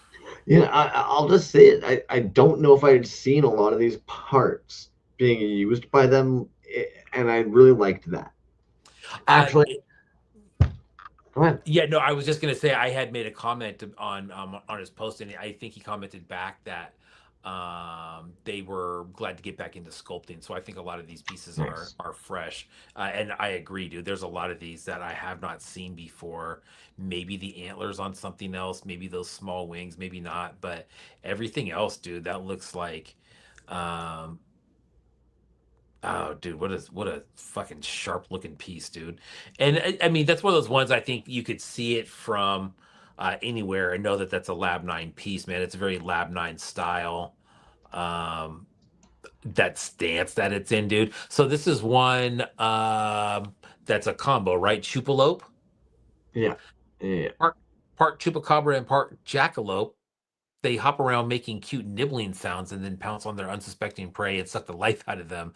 They can only be killed by a stake through the heart or rubbing garlic in their eyes. Chupalope tears are collected by the locals of Mexico and sold for top dollar. By massaging it on your feet, you will be able to jump 2 stories high. Multicolored cast resin art toy with hand painted details stands 7.5 inches tall with 4 points of magnetic articulation. Comes with unique LM9 drawing of the character, available for purchase in my big cartel shop. It sold. It was $200 and probably worth every penny of that. Sick. Original sculpt. If you're familiar with Lab Nine's magnet work, you know what you're getting there, man. And 7.5 inches. Uh, that's a man. That's a great looking piece, dude. Shit, that torso's wild, huh? It's fun. I was glad to see this part because I know like it's always hard to kind of know what was painted, what was casted. There's things here I assumed were casted. There's certain things I'm kind of like, like I'll admit, knowing LM9, I wondered if the black dots were going to be casted. I know it's just as easy to paint them, but in my brain, it's like knowing LM9, if he was pouring it in here, I wonder if he actually did all the little dots in the resin too. So like, sick piece though, man. Mm-hmm. Absolutely gorgeous piece. I'll always say it when we pull up their work.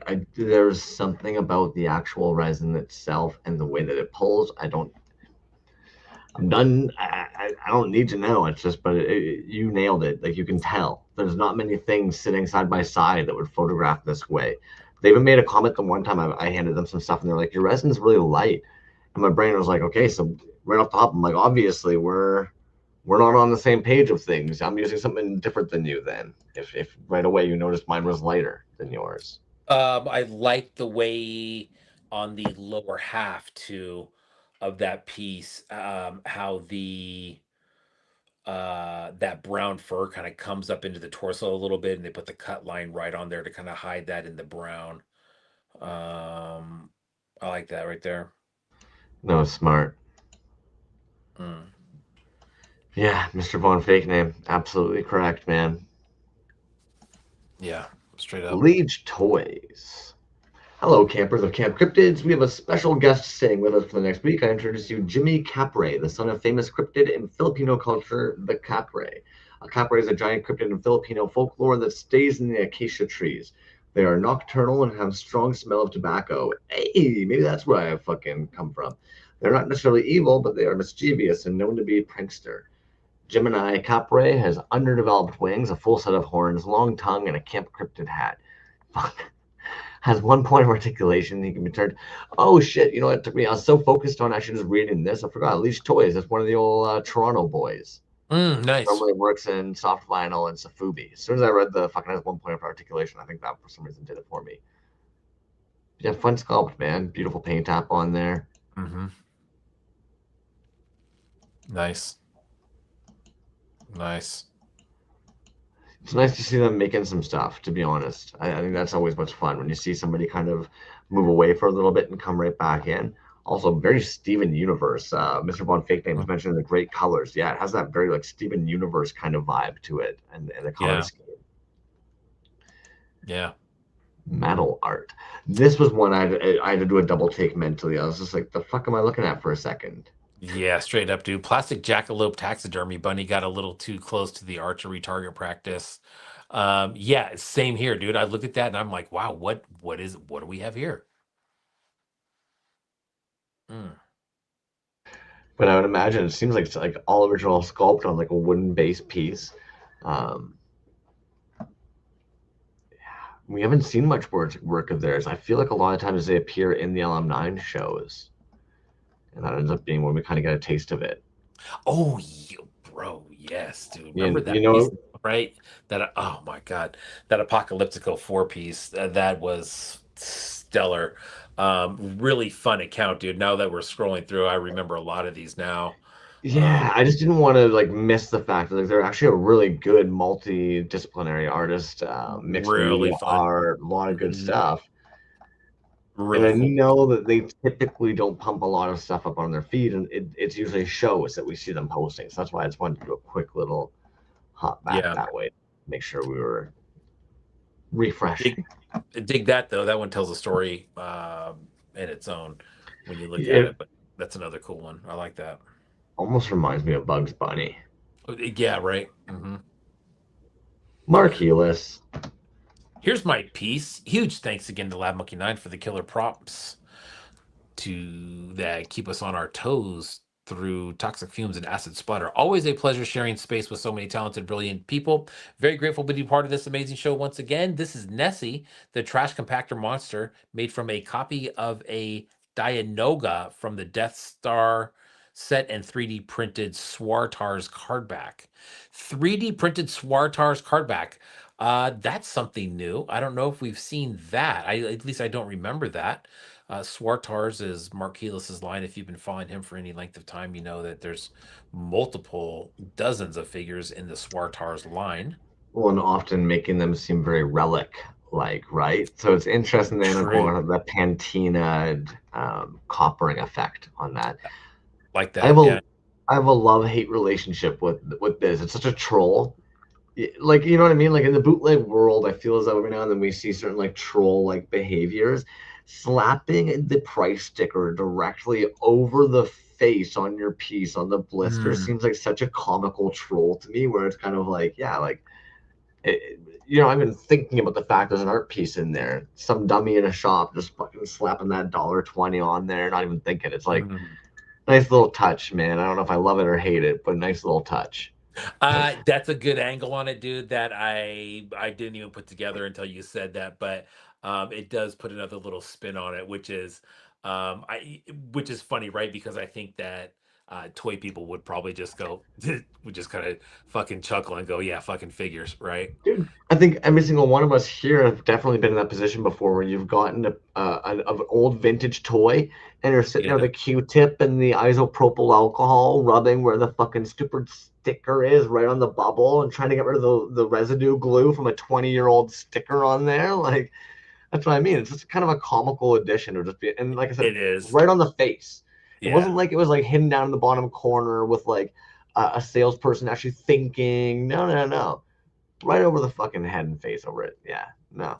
Yeah. Pocket. Clearly, we both have a similar satirical sense of humor. Dingy Dave, what's up, man? More More horrific. horrific. Completely forgot to schedule this post. That's the caption. I'll take it.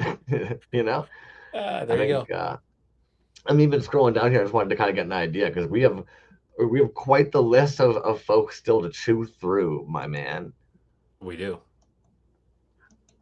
I think they do it intentionally. I think LM9 just gets a kick out of seeing us trying. Let's see how fast they can get through 80 artists this week. More horrific, man. It's a prime example of a piece. Is it printed? Is it designed digitally? I don't know. A price master show. Mechaducky. I'm gonna bug you more about that because I have no idea what that even means, my man. Hmm.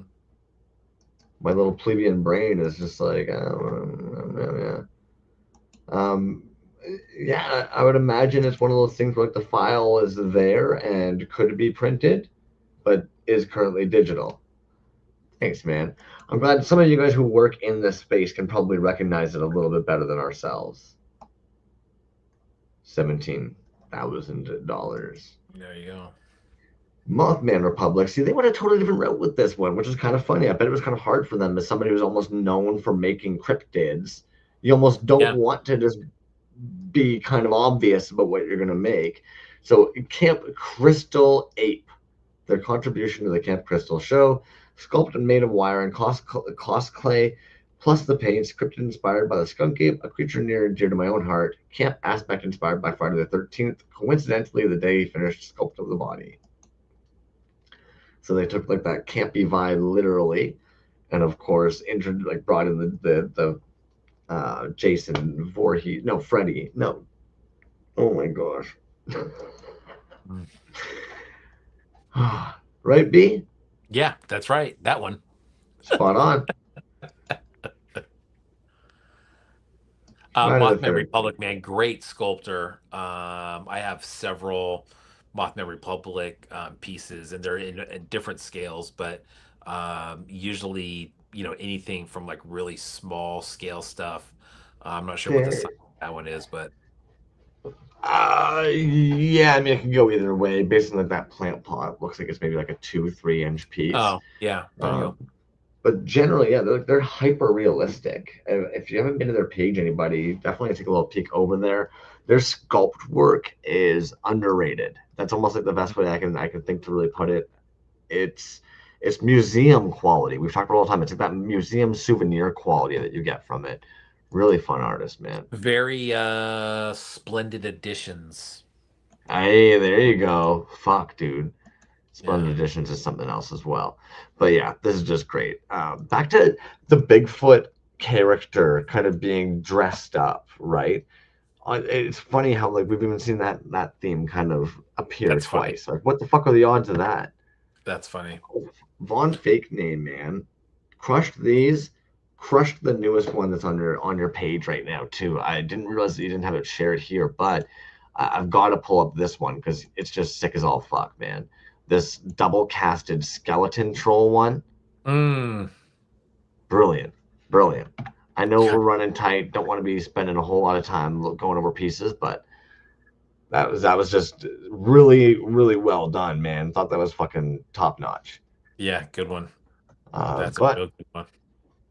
Camp Cryptid, it has arrived. Behold, the troll, created by Thomas Dam, a Danish father who created the first doll out of wood and sheep hair for his daughter. Wow, what a pioneer toy maker. After a boom in popularity, I'm talking $10,000 a month, he started producing in vinyl and started Damn Things Toy Company. What a name. Battled other rival companies, i.e., bootleggers. Haha, go figure. Until US trademark went back in the Damn Things favor in 2003. Again, wow, what a legacy. 2013 sold the rights to DreamWorks, and that small startup lived happily ever after. Ah, but to me and to Thomas, it all comes down to a story as old as time itself, Norse mythology.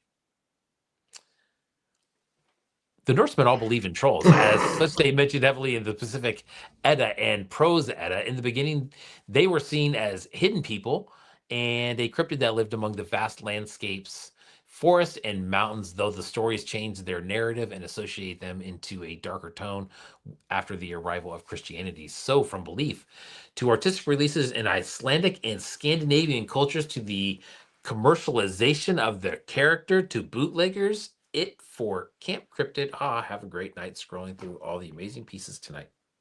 That glow one is sick. Bro, look at the glow on those. Every single one of them has a nice little touch of their own, man. Very unique, killer work, homie. Those are fun as shit. Oof, Nerfect. This was really fun as well. Really interesting piece, man. Quite the kit bash. Yeah, dude. And now that we see that one, I believe they did a show for or a piece for a previous show that was similar in style Oh, as damn. far as the makeup of many pieces like that, dude. But yeah, that's super cool. I've always loved folklore regarding lake monsters and hmm, Sorry, I just wait. wanted to quickly pop back and get one there, but I'm so sorry, man. Yeah, all good. I've always loved folklore regarding lake monsters and sea serpents. So when the online art show Camp Cryptid came along, I knew exactly what I wanted to make up. From the depths of my imagination comes my tribute to Scotland's favorite cryptid, Nessie. If you're interested in seeing more fantastic work inspired by the fabled creatures of the world, click on the Camp Cryptid hashtag. By the way, if you're interested in giving a home to this aquatic beastie, she's available in the original artwork section of my Etsy shop. Link in the bio. If you're interested in that, hit up Nerfect. There is other art that is similar in style to that in there, or that was in there from what I've seen. Uh,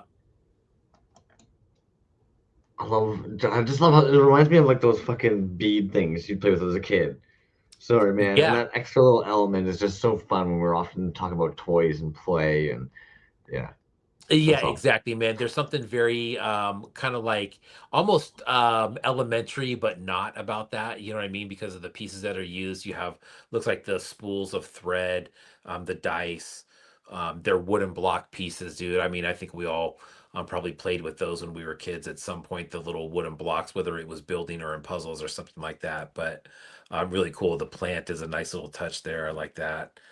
Beads, like you said, man, the beads that move on the metal, things like that at the dentist's office or something like that. But lots of work in that too, man. You can tell. I don't know if that's a lot of that is wood or what, but there's definitely a lot of work in Well, there like, one way or the other. even the spools, like you gotta think if they're hollow in the center, like well done passing it through the Yeah, buck there. And you know what it is. It reminds me right. almost like those I Spy books. Remember the pictures in that I Spy shit? Yeah. Yes. I Killer spot. work, man. Those books are cool. Yeah. What Nice. else we got here? Muscleoids, Camp Cryptid, online art show. This is their version of the infamous Jersey Devil. Now, I'll be honest, I know about the Jersey Devil, but I never really put him in the same category as Cryptid. Even that, like, it's kind of interesting and fun to see, like, what everybody's ideas or perceptions or perspectives are on what makes something a cryptid. Muscleoids also, the more that you go back and you look at some of the OG designs for He-Man, it's so fun to look at muscleoids as just like this comical abundance on that manliness of that toy line. You look at like the original scrub, like sculpt of it, and it's got Buddy with the actual like, big giant axe and shit, and it's just kind of fun to see that in muscleoids. Yeah, that one is, and it's a completely different take on the Jersey Devil. The Jersey Devil, from what I know, is more of like a wolf-like creature that has wings, and kind of like a horse lower half. It's crazy, man. It's a trip, dude. But that one is they went actually with literal with the word devil on there. But you're right, man. I think for me, dude, the allure of like Motu was partly because I was going from 3.75 figures up to a 5.5 and the muscles, and it was just bigger. And I think muscleoids, that's part of the draw for me on those as well, is that same concept and feeling again, but just on a like a hyper level, right? Like totally unrealistic, but you're just like, shit, dude. There's so many characters in that muscleoid line too, man. There's some really cool shit. bunch of different scales. Um, that's a good one, dude. That's a sick looking piece. You know what I find funny about muscleloids is they've reached that point of outside of bootleggatry. What I kind of mean by that is like there's a shop here down at Trios Collectibles, and they actually ended up having somebody drop off parts of their collection that they purchased from them, and some of them happened to be muscleloids. And it's interesting when you're in Toronto, you head out to this fucking little tiny indie toy shop down in the corner of bumfuck nowhere of our city, and they happen to have some muscleloids from somebody else's collection who had been collecting muscleloids and is now parted with that collect. And it's like it's fun seeing that, man. It's fun seeing when these pieces like I say it all the time, and it sounds dumb, but they exist now. They just exist now. Yeah. Yeah, and dude, I actually have a big collection of muscleloids. Would be super cool to see. Um, and shit, man, there's so many different scales, but even the larger ones, dude, they're not like, they're at a collectible price, man. You can, Yeah, they're not out there. no, and they tell you when it's a limited run of stuff. Like I don't blame them. Like if you order a 12-inch fucking vinyl figure, yeah, I don't blame you for not bringing in 100 of them. Probably a smart Yeah, choice. Naomi dude. Naff. So good, dude. The she moth likes your special t-shirts, especially those from Big Daddy Roth. She'll turn that special tea into lace and drink from your tears when your pride turns to despair. 3 resin one-off, 24 centimeters high, available soon on my website. Um, dude, incredible. You know what I mean? Total Naomi Naff style. You can see that from a mile away. Um, so much work in those, dude. Holy shit. A Naomi Naff collab with Ophelia Toys would be Oh man, yeah, dude. There's on their page, there's a lot of ceramic work. There's some vinyl work, there's some resin work, there's some mixture of all that stuff. Um, but all in that same kind of style, man. That it's I really, really dig that style, dude. I do have a Naomi Naff piece, and it's similar as far as the paint goes. I like the lightning bolt, dude. That's something that's been on some other pieces as well. Super cool. it's hard. I was looking at this thinking to myself, like considering its original sculpt, it's so lovely to see like the little Spider-Man tie, the bit of Yeah. fucking like Zeus tie. Like there's still toy elements that you see appearing throughout the actual sculpt, and it's just yeah, Dude, beautiful work. yeah, there's something about the different patterns that are always used, and then the color palette as well. It's just there's something really like aesthetically pleasing about their entire portfolio of work, dude. It's just super cool shit. Also, extremely affordable Canadian artist, I believe. Yeah. Um, From Canada originally, I don't believe they're in Canada now. I can't think of where they've moved to, but if I'm not mistaken, aren't they in like Iceland or somewhere now? oh, I don't know. Um, I don't know, but either way, sick piece. Jeez. Like I just click pass. Don't know the answer. I'll just click away. Ocular Bruh. Oculus, the Leshy, taking its name from the forest god of Slavic folklore. This being is often confused for other woodland-dwelling entities. Its spirit forms drifts between planes of existence, but its physical form can tear those who have offended its realm asunder.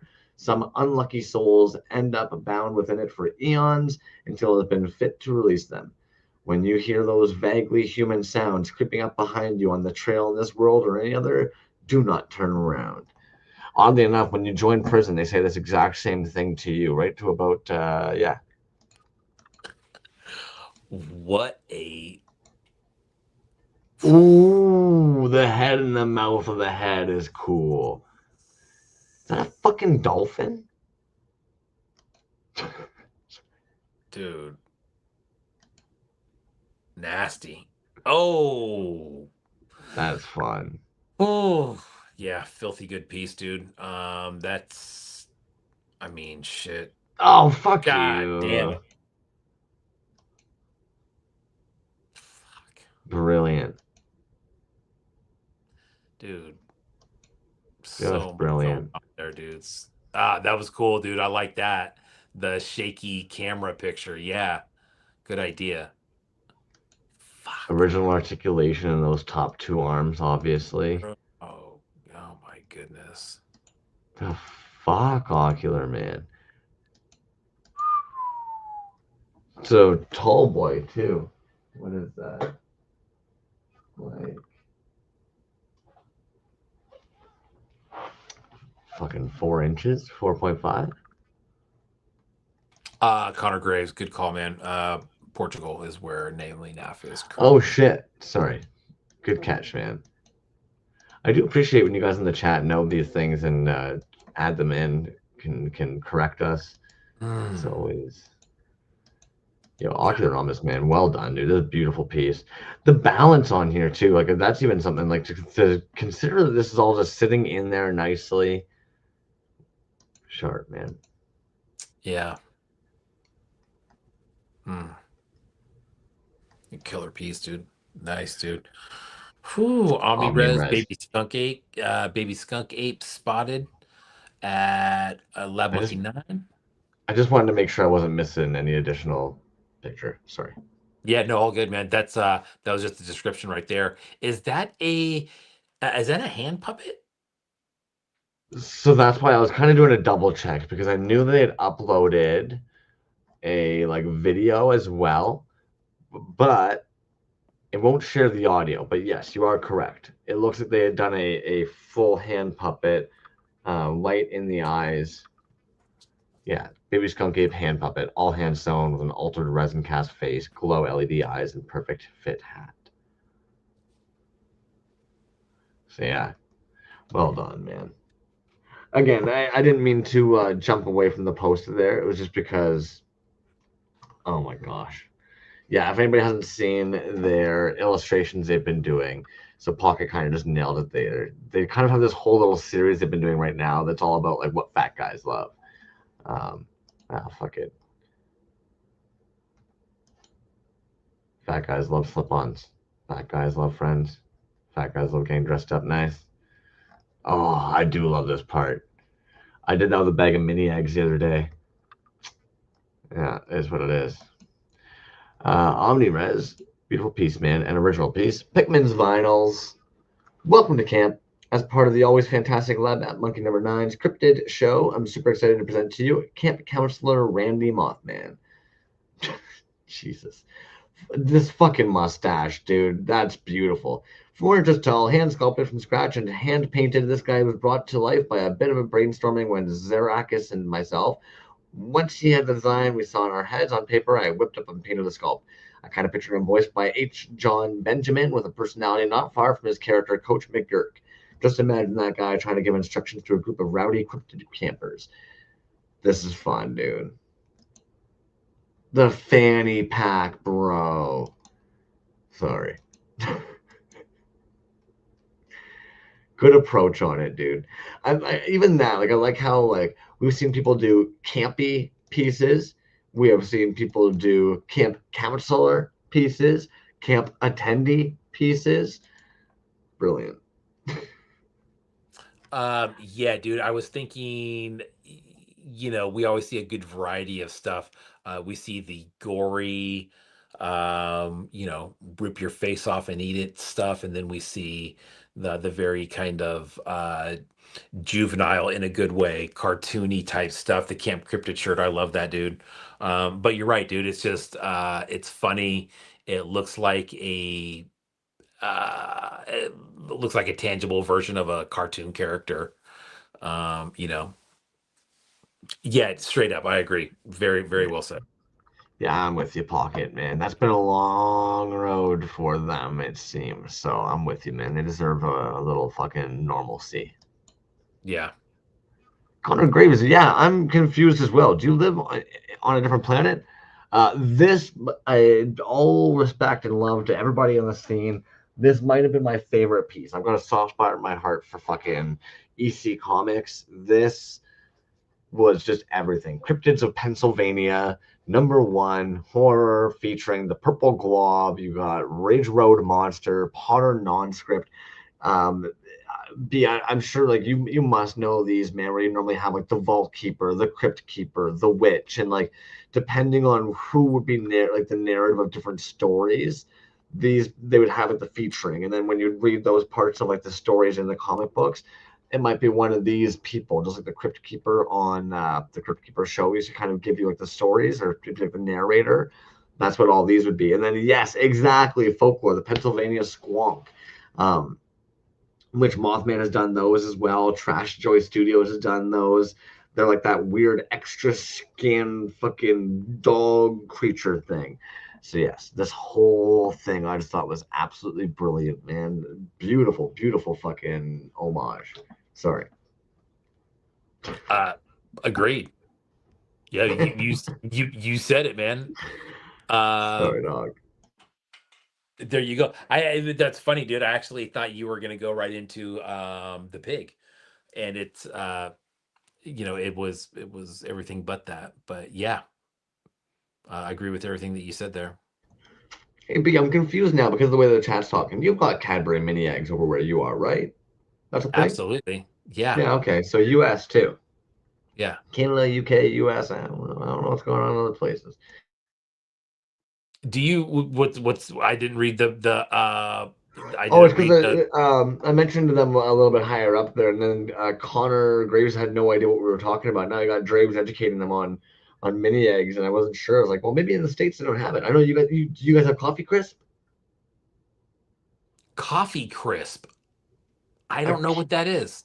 so it's like a chocolate bar with wafers, but the layers in between the wafers are actually coffee flavored instead of being just chocolate. No coffee crisp out here, Yeah, man. Von Not Fake not me. not that I'm aware of. Interesting. Ketchup chips, and you're not missing much with the fucking coffee crisp. Ketchup chips had them. Pocket salsa. Pocket Salsa, my submission for the Camp Cryptid show hosted by Lab Monkey 9. Navajo elders and healers are very hesitant to give too much information about skinwalkers. I searched high and low to find actual Navajo descriptions and information. Most of the information I found was garbage from creepy story sites and other unreliable sources. The few actual Navajo sources I found with information were limited in scope. The reasoning behind this isn't because the information has been forgotten, but because attention is connection, meaning even to speak of the skinwalker or Yi Naldushi can mean inviting them to connect with you. Skinwalkers aren't beasts, they are witches, people who've chosen to turn their backs on healing community and humanity. Becoming a skinwalker is a choice, and the initial act of becoming a skinwalker is an act of self-exile. They can imitate animals, control minds, shapeshift into different animals like coyotes and wolves. They even lure people into the woods by imitating loved ones' voices. There you go. Creepy ass shit. Yeah. What's catching me out with that bot, I was staring at it, staring at it, staring at it. It reminds me of this LM9 fucking buck that he has. And it's hard for me not to, like, I'm looking at the arms, I'm looking at the feet, I'm like, damn, I wonder if that's the same fucking What figure buck. was that from? These little like Bambis with the Frank had at one point. Oh, okay. Um, no, like no, the Interesting. original figure. Do you know what that original figure for? Oh, It's some sort of caveman something. I think it might have actually been from one of the McDonald's or Burger King toy lines at one point. That's what I want to say. But what do I know? Gotcha. Dinosaurs, caveman. There we go. Oh, there you go. Yeah. Dinosaurs caveman. Oh Henry. Ooh, Henry's only good if you pop it in the. I love how you guys have to have the definitely crumbs. Definitely Crumbs. crumbs. That's definitely a caveman from the dinosaurs line. Obviously, definitely. Yeah. Idiot. Pocket Pocket Toad. Tycho. Meet Boy Tata. My entry for the Camp Cryptid online art show. When I got the invitation for the show, my mind immediately recalled some illustrations my dear friend BSC Art did for this creature from our Brazilian folklore. a colossal fire snake with many eyes along its powerful body, as she describes. My entry was 3D sculpted, printed, and hand painted to celebrate both part of our folklore as well as Bia's illustration. Camping wise, Boitata's a great dude to hang with. He'll protect the site as well as providing fire whenever needed. But rest assured, he'll bite if need be so, and toast you as well. Thanks for inviting me, Lab Monkey 9. Sculpt and production by Pocket Toyco, illustration by bsc.art, as seen in the Tales book, 3D printed by 103D.studio. Check out all those artists for that collab on that. Pocket Toyco, what's up, dude? They really went above and beyond, dude. You gotta love like the little fucking notes, printed on white resin, hand painted eyes along the body. They did two of these as well. Oh, for fuck's sakes, they did Yeah. two of them as well. They casted one all in the orange translucent also. So this is a Oh, nice. variation for the Camp Cryptid. Sweet. Yeah, it's a Ooh. sharp one, man. Oh, yeah. Good one.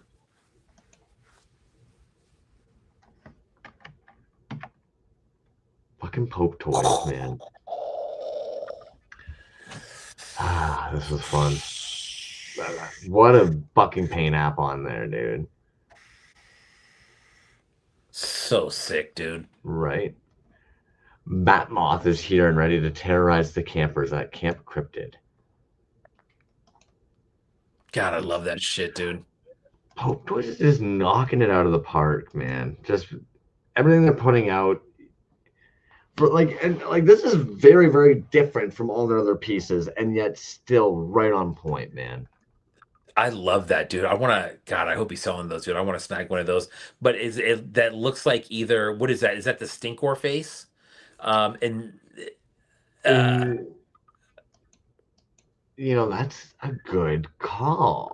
it's Stinkor or Merman. I don't know if they use the same on that or not, but I think it might be Stinkor. But that's one that you don't see, out of the Motu line, dude. You don't see that one used very often.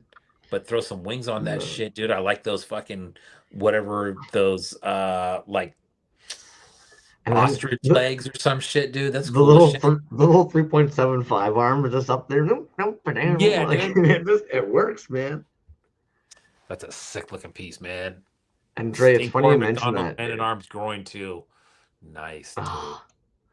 Yeah, I was sitting here thinking like they do the it looks like they use the opaque resin, which like a lot of the dudes use the translucent more and more. So it's again like that adds like an element to the color palette. I think that it's fun, but the painted one, Ooh, fucking ooh, stupid, man. God damn, that's good, dude. But Mm. I like how he used the 5.5 head. And then he said the McDonald's Man at Arms groin. So that's definitely a smaller piece there. But proportionally, dude, it looks fucking It great. all works. Well, especially for a cryptid, you know. Ah, So man, it's that's like good. it doesn't really need to have proportions. Like even God those arms, like damn. normally speaking, it would almost be weird, except for the fact that like a lot of the cryptids have those kind of like little pterodactyl-y kind of arms. So it does almost work that this guy's got these tinier arms that are sitting a little bit higher up on the body, a little bit smaller. Like it kind of lends itself to the design. Fuck, man. If owning a blank, as featured in yesterday's post of one of these guys, interests you, stay tuned. I've got a drop planned for the not too distant future. I'm just building up a little more inventory first. Add a kid. Wings Nice. are Dollarama pterodactyl. Like, fuck yeah, man. Quo Vadis toys. From the shadow peaks of the Alps comes Percana, ancient winter goddess of hidden truth and ghost-lit snow. Known as the Bright One and the Cupboard One, she walks between frost and flame, blessing the worthy and haunting the wicked, cloaked in midnight and crowned in bone. This gothic embodiment of forgotten pagan lore brings alpine terror to your collection. So this is what all those chicks at the fucking shows are trying to go for. I get you now. God, that's sick, man. I'm on to you. Yeah, I made sure to grab all three because this backer I feel just adds an extra little element, man. Mm-hmm. Also, I want to know what the hell you used for this purple. Something about this purple, metallic, mica looking. And dude, you wouldn't think of a throw Palpatine's stupid ass face or head on Yeah, a woman's body, and it really creeps it up, eh? agreed. Really cool. Damn, talk about a butterface. God, that's really good, man. That you're right, dude. That purple is way nice. I like the soft goods on there too. You know, the soft goods, it's a nice touch because it kind of almost brings all the sculpt fabrics into a real life flow. Mm-hmm. Yeah, Beautiful work, man. nice. Risen a gem. Nice. In 1996, the city of Varginha became the center of Brazil's most famous UFO story. Witnesses reported seeing a strange creature and unusual military activity, sparking decades of mystery, debate, and fascination. Today, the legend lives on as one of Brazil's most iconic cryptid encounters. This figure was created as my entry for the Camp Cryptid online show. Be sure to check out other amazing artists from the participating artists. Sold out. This I had piece to was look. available. So apparently in English it's Varzania. It's a ZHE sound. Because I was sitting there thinking to myself, there's no way there's a place out there that basically sounds like if somebody with a speech impediment was saying vagina. No way. And sure enough, Mm, yeah, no. Sorry. mm. Beautiful piece, beautiful paint on. Yeah. That meaty, you know, brown is an odd color. I feel like brown doesn't get the respect or love it really deserves, but it lends itself to like these chestnuts, these reds. Like it actually is a really nice color, man. Even the pinks in here pop and the white pops, I think personally, because of the browniness. Yeah, no, I agree, dude. I love that. I love the torso too with the half rib cage. Um, No, it's gross. The half rib cage and then all these entrails pouring out before you get to this weird flesh peeled leg part back down here. yeah. Brilliant, man. You know what that half chest reminds me of, dude? How about this one? How about this? How about this oldie but goodie? How about Gorville from Stanfield? You know, there's just been a lot of renditions of that character, which I think is really cool. And based on my personal tastes and desires, there's some that are fantastic, and there's some that not for me. Yeah. But you're right. Yes. Oh, how do I keep doing that? When you look at the flow of that, it is hard not to see that same thing. Retrozone Neon. Now this was brilliant, man, because they even admitted that they ended up using a kit bash of a Cookie Monster. So this little camper Bigfoot, he's on a nature hike in the forest, which is Bigfoot's favorite thing to do. He has his trusty walking stick and rucksack full of snacks, human skulls. He's on his way back to camp for some fun afternoon activities with the other campers. I thought it was kind of jokes that, given that it's a kit bashed over a Cookie Monster, even he understood leave the Cookie Man. That's funny. Even Bigfoot's gonna be wandering through the woods needing a fucking camp, a Yeah. little cookie. But yeah, fun diorama when you actually consider like it looks like it was on a piece of wood that they ended up adding all these like textures, the fake mud here, the grass, the welcome to camp cryptid. Smart, dude. Yeah, the little displays, dude. I like it. I the reason that I don't like them is because you can't put them in the cases like the one behind me. But the reason that I do like it is because you can't put it in the cases behind me. You know what I mean? It's gotta be on its own, and it's got to be a little bit separate. But again, dude, we've talked about the dioramas all night, and I think that does definitely add a little bit to it. Little watermark of the camp cryptid on his shirt. Fuck you. Hmm. Brilliant. Oh, that's a fun fucking piece, man. Yeah. All right, the art of Sarah Ooh, Legault. nice, dude. Camp Cryptid, an online art show featuring 75. That one doesn't say exactly what that is, but that is badass, dude. She's a great artist, man. They've been in multiple shows that we've seen. Just a jackalope, yeah. But very, very cool rendition of a jackalope that looks like a somewhat of a like what is that, dude? Like a robotic exoskeleton Right. jackal or some shit like that. That's sick, man. It looks like it's been done in that point. Um, I don't even know what it's called. Felt point. You know what I mean? Like that doesn't look like it's been sewn. I don't know if that's like a rabbit that they've sewn the additional silver fabrics onto. Because again, even looking at like this stuff here from where I'm standing, that almost looks like it's also sewn. Oh Oh, look how shit. small it is! Nice, dude. Fuck off. Yeah. Mechalope is what Von Fake name Ooh, said. Yeah, smart. needle felted. That's what I was looking at. Brynwood. I was looking at the texture and wondering what is that as far as like the fur. It doesn't look like flocking, right? It doesn't quite look like flocking. It doesn't necessarily look like they sewed up like an actual little thing. It looks like it was done in like that shit where people poke at it with this needle and they tuck the nylon fabric and they you know what I'm talking about? Yeah, yeah, yeah, yep. Yeah, the terrarium is killer. I agree, man. That really puts it in perspective as far as the size goes too, right? When you see that. Drove it home because now Mm, you know it's going to be probably around this big. right. That's cool, dude. I like Fuck, that. man. Yeah, sharp. That's another great display option is the little glass dome, dude. What a great idea. Right? Yeah. Yeah. And that's one of those things too. I feel like you could probably find those at the dollar store. You know what I mean? It might require you cutting it open and pulling whatever the hell was inside of there out, but Yeah, there's different grades of those, dude. I've seen some that are plastic that are really cheap and other ones that are actual glass. right. Well, Uh, yes, let's be real. When you look at fucking Recollection Toy and they're sitting there using that weird saw to perfectly cut one in half to mount onto a ceramic backer, they're not going to the dollar store.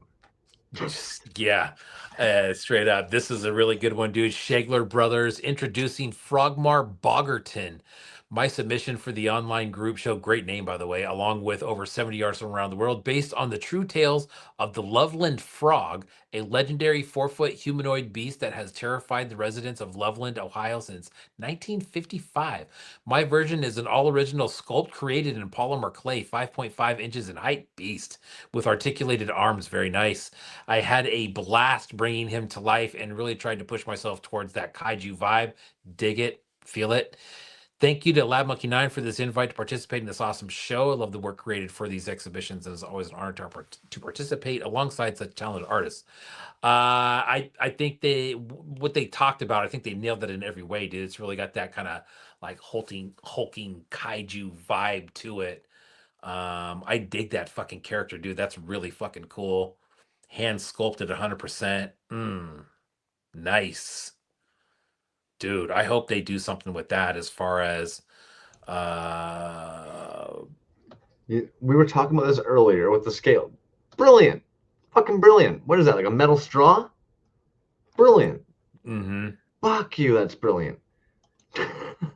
Kaiju dinosaur, dude. God, dude. Yeah, that texture on the back is super fucking good. The stance though, dude, is also Yo, very good. anybody, because personally, anybody who doesn't know how to sculpt, doesn't know where to start, take 2 seconds and go over to this page. Like, look at how much this is feeding you. Oh, you're not really sure how to turn these little flippers into actual feet? Ah, draw them on some paper. Wait until you get them perfect. Stand your figure on there. Start fucking wiring them to be. It's like, dudes, this guy's giving you like the full how-to, the 1-2. You know, even these joints right here. Hey, look at Oh that. man, A that's couple fucking metal washers cool. in there. It's like, fuck, dudes. Beautiful like how-to post. Great piece. Bro, the Fuck, man. sculpt work on that is phenomenal, dude. That is a great looking piece, man. Anybody also watching this right now who's always kind of just like, I don't know if I could do a piece in time. Consider like how much we're S&D right now for an unpainted piece.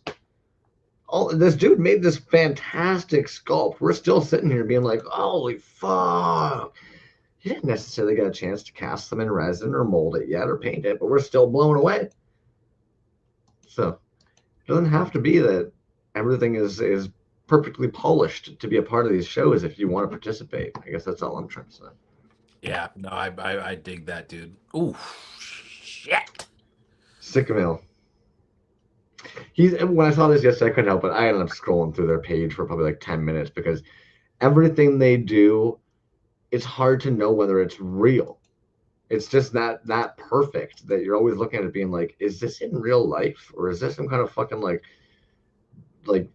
what is happening here? Bro, look at the arms and the hands, but in the position of like a four-legged animal. That's fucking cool. How The multi weird. mouths. Oh man, Sycamore, dude, we talk about this one every single time they're on. Like you said, dude, you got to go to their page and or their store to see if that stuff's real. And then you see some of it for sale, and you're just like, wow, man, that's a beast too, bro. Look at the scale of that shit. It's almost like if somebody reached into the world of Ren and Stimpy and then just pulled it out and had a piece in their hand. Straight up. Like it just doesn't make like it's surreal seeing him hold it. That like your brain, like my brain, is personally even sitting here trying to make sense of like, especially in the world of AI we live in now. It's like no, that's his hand holding this piece. It's not like some fucking like cropped picture placed on some cropped hand in a no. That's what it looks like. It's just like Jesus, fuck that thing's so big and good. Yeah, I was just gonna say, dude, but the scale of that when they hold it is fuck, man. Their final boss pieces are just so gorgeous. Final boss's boss.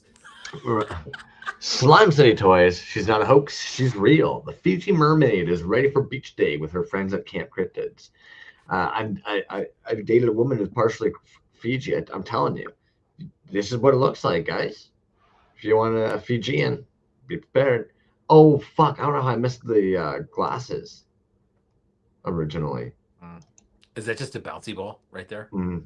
Yeah, it's about you. That's funny. Who knew a cryptid could be so sexy?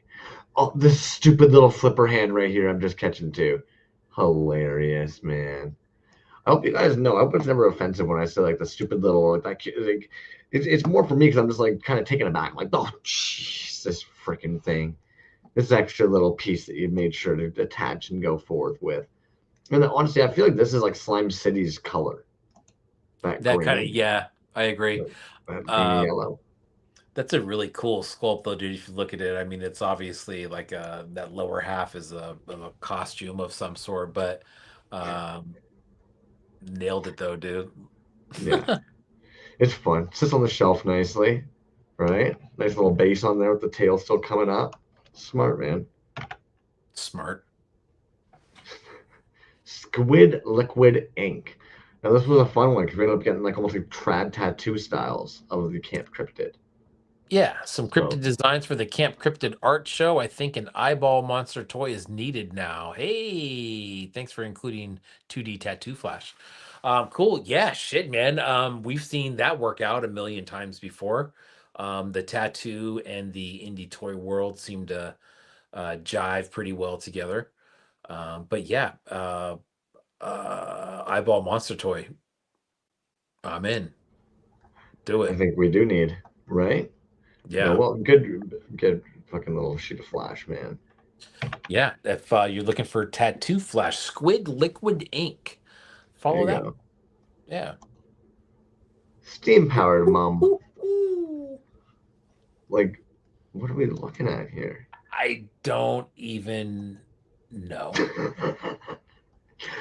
Like, what a creature, man. Eating a banana over the campfire, wearing this freaking outfit. I'm like, but like, yeah, brilliant, man. Very That's awesome. Monsters Inc. Yeah. Hell yeah, dude. They're about ready to close that ride down at Disneyland. I think they just extended it to stay open a little bit longer, but that ride's going away. This Um, paint app's gorgeous, dude. Why is damn, that dude. mouth wet? Eating a banana.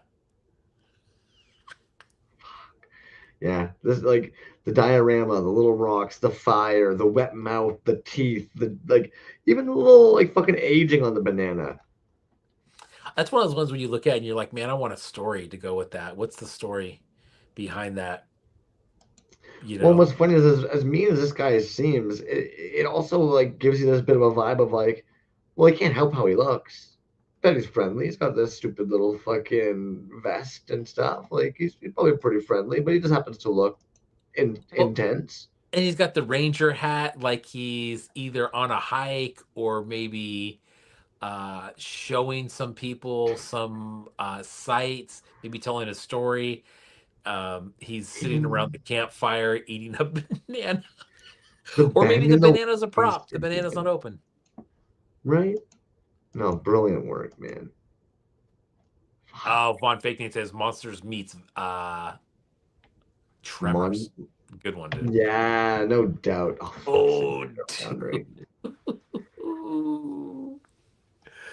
Within the midst of Loch Lubnag stalks a twisted fusion of man and poultry. Woe before any who cross the path of the Chicken Man. The Chicken Man is an SLA resin piece with articulated jaw that stands around 7 inches tall. Also available are catchy style glow in the dark nuggets, all going up on www.theferalfoundry.com in the coming days. I missed those, the small ones.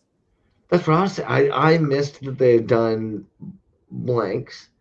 I also missed that they were hinged in the freaking mouth, man. Wow, that's cool. Too Chicken Man. freaking funny. And just totally different than what we've seen with Feral Foundry in every way, right? Like I think, Agreed. yeah, there's a bunch of different styles going on there. This is not one of them, but it's super good Perfect, man. nonetheless, dude. Yeah, and Oh, then even little Keshi style. Now the little Keshi style, that is him for sure.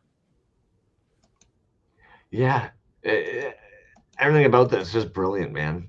Hmm. Even this like gladiator style freaking dressing into these stupid talons. I'm just cluing into this part. I was just gonna say those Oh weird my little chicken gosh. leg arms, dude. Oh man. No, it's The chicken. beauty. Yeah. This part's really catching me. Like I'm really impressed with the freaking. I don't know why. Maybe I'm just simple minded and the mechanics of it are great, but the fact you push the mohawk and it freaking opens and closes the mouth. Love that. Get out of here. Playability, right? There you go. Fuck, man. Fair Foundry, dude. Like that, they're an all-rounded artist from their header arts, freaking video rendition stuff, the shots they usually take. Like, damn, dude. Even the paint app on this, the little bits of pink are just freaking gross and funny. Brilliant. That's good. Yeah, superb work, man. I'm really glad. And I'm guess I'm maybe weird with this or odd with this. Maybe it's an unnecessary thought process, but considering how long LM9 has been doing this, considering the quality of their work, I like when they incorporate folks like Feral Foundry, Doc Horror, Glad Ghoul, and we see them just knock it out of the fucking park, man. It makes me feel really good when we see these dudes who are smaller account sizes just make something just absolutely fucking insane. That's what like because art isn't supposed to be about the size of your fans. It's supposed to be about the quality of your work. And I love that in these shows we really see that. Yeah, So and I exactly, man. To see it all come together in one show. I think the variety of the show is something that's cool. I mean, focusing on One Piece and everybody doing their rendition of One Piece is also cool, but to see the variety in of artists and disciplines is also really cool. yeah, this is beautiful. The Yeah, Kit dude. Basher script. So they rode the hurricane in screaming water. When Katrina ripped open the Gulf, a school of parrotfish were torn from the reefs and flung deep into the New Orleans bayou. Salt met cypress, their bright scales burned in water, fouled by ruptured tanks and storm loosened toxins. The kind of poisons that seeps into bone and doesn't let go. Some say that alone changed them. Others say it was the black magic. Along the bayou, old Creole words were spoken over candles and river mud. Prayers bent crooked so the spirits would listen. The fish were dying, and someone asked the swamp to let them live, no matter the cost. The Bayou agreed. Fins stretched into wings, Mm. beaks hardened from coral crushers into tearing hooks. They learned air the way they once knew water, lifting from the trees at dusk, gliding low over fog and black water. Damn, so there's the base figure. This is what they made. I love the paint on there too, man. That's just it. This is one of those pieces where, like, honestly, 110%, if I was making this at home, this ain't going anywhere. This is one of those ones that's priced at the $999.99. That way, if you want it, like, it ain't leaving my shelf. Hmm. That's gorgeous, man. Yeah, dude. What a kit bash. Yeah. That's cool. Yeah, no, they did a great job on it. All of that. Nice. The textures, the colors, the wow, Yeah, I like that, man. fun Good one. sculpt. Is your The real homie, the real Bernhardt. Bernard. Yes, sir. Coming straight out of the Rhinelander we comes Hodag, the beast who hoodwinked the nation, born from the ashes of cremated oxen as a accumulation of animals that had been abused and died at their owner's hands. While being a wild and woolly beast, he is quite the prankster and love a good joke. But beware, sometimes his pranks can go too far. Just ask Paul Bunyan.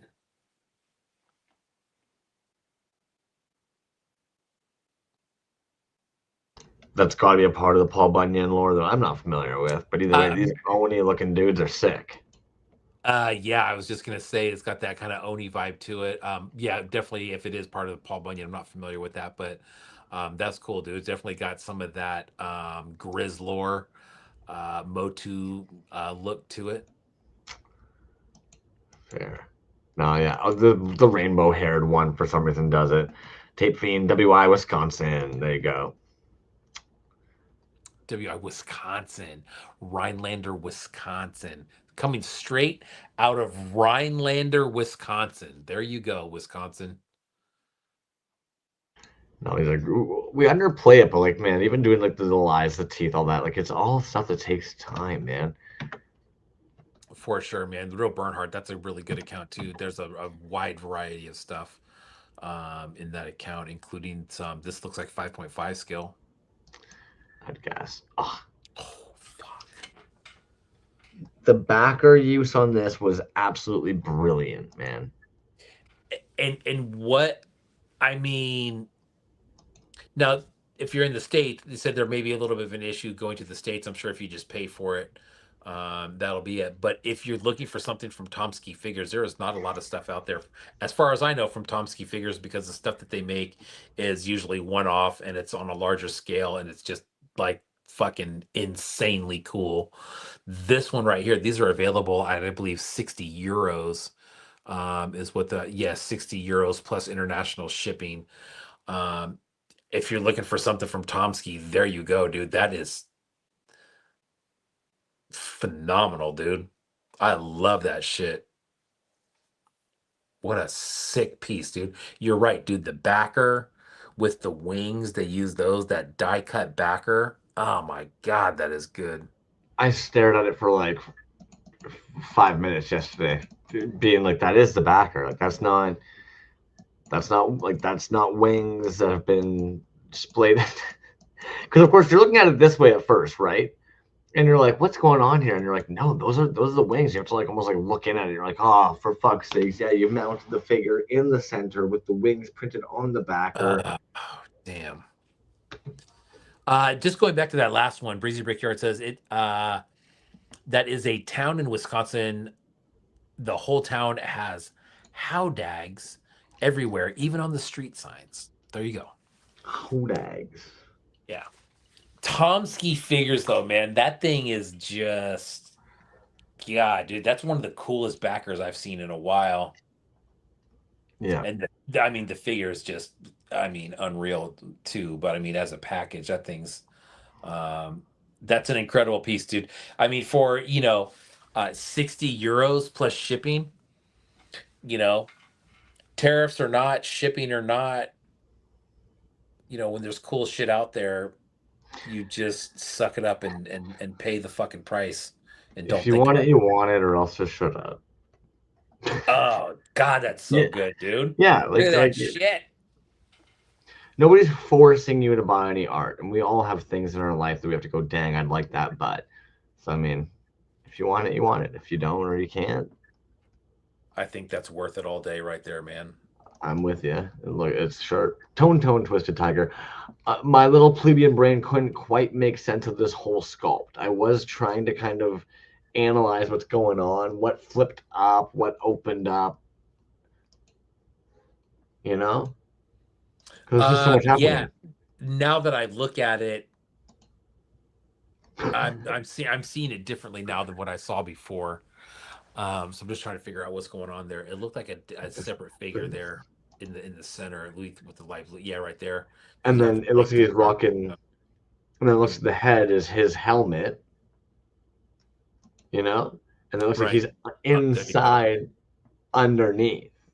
It's funny, dude. Usually when I see a tone piece now, that's the first thing I wonder is what's underneath the helmet, or does the head come off? Because that's pretty consistent with his all of his work now. But there you go, dude. That's exactly what that was.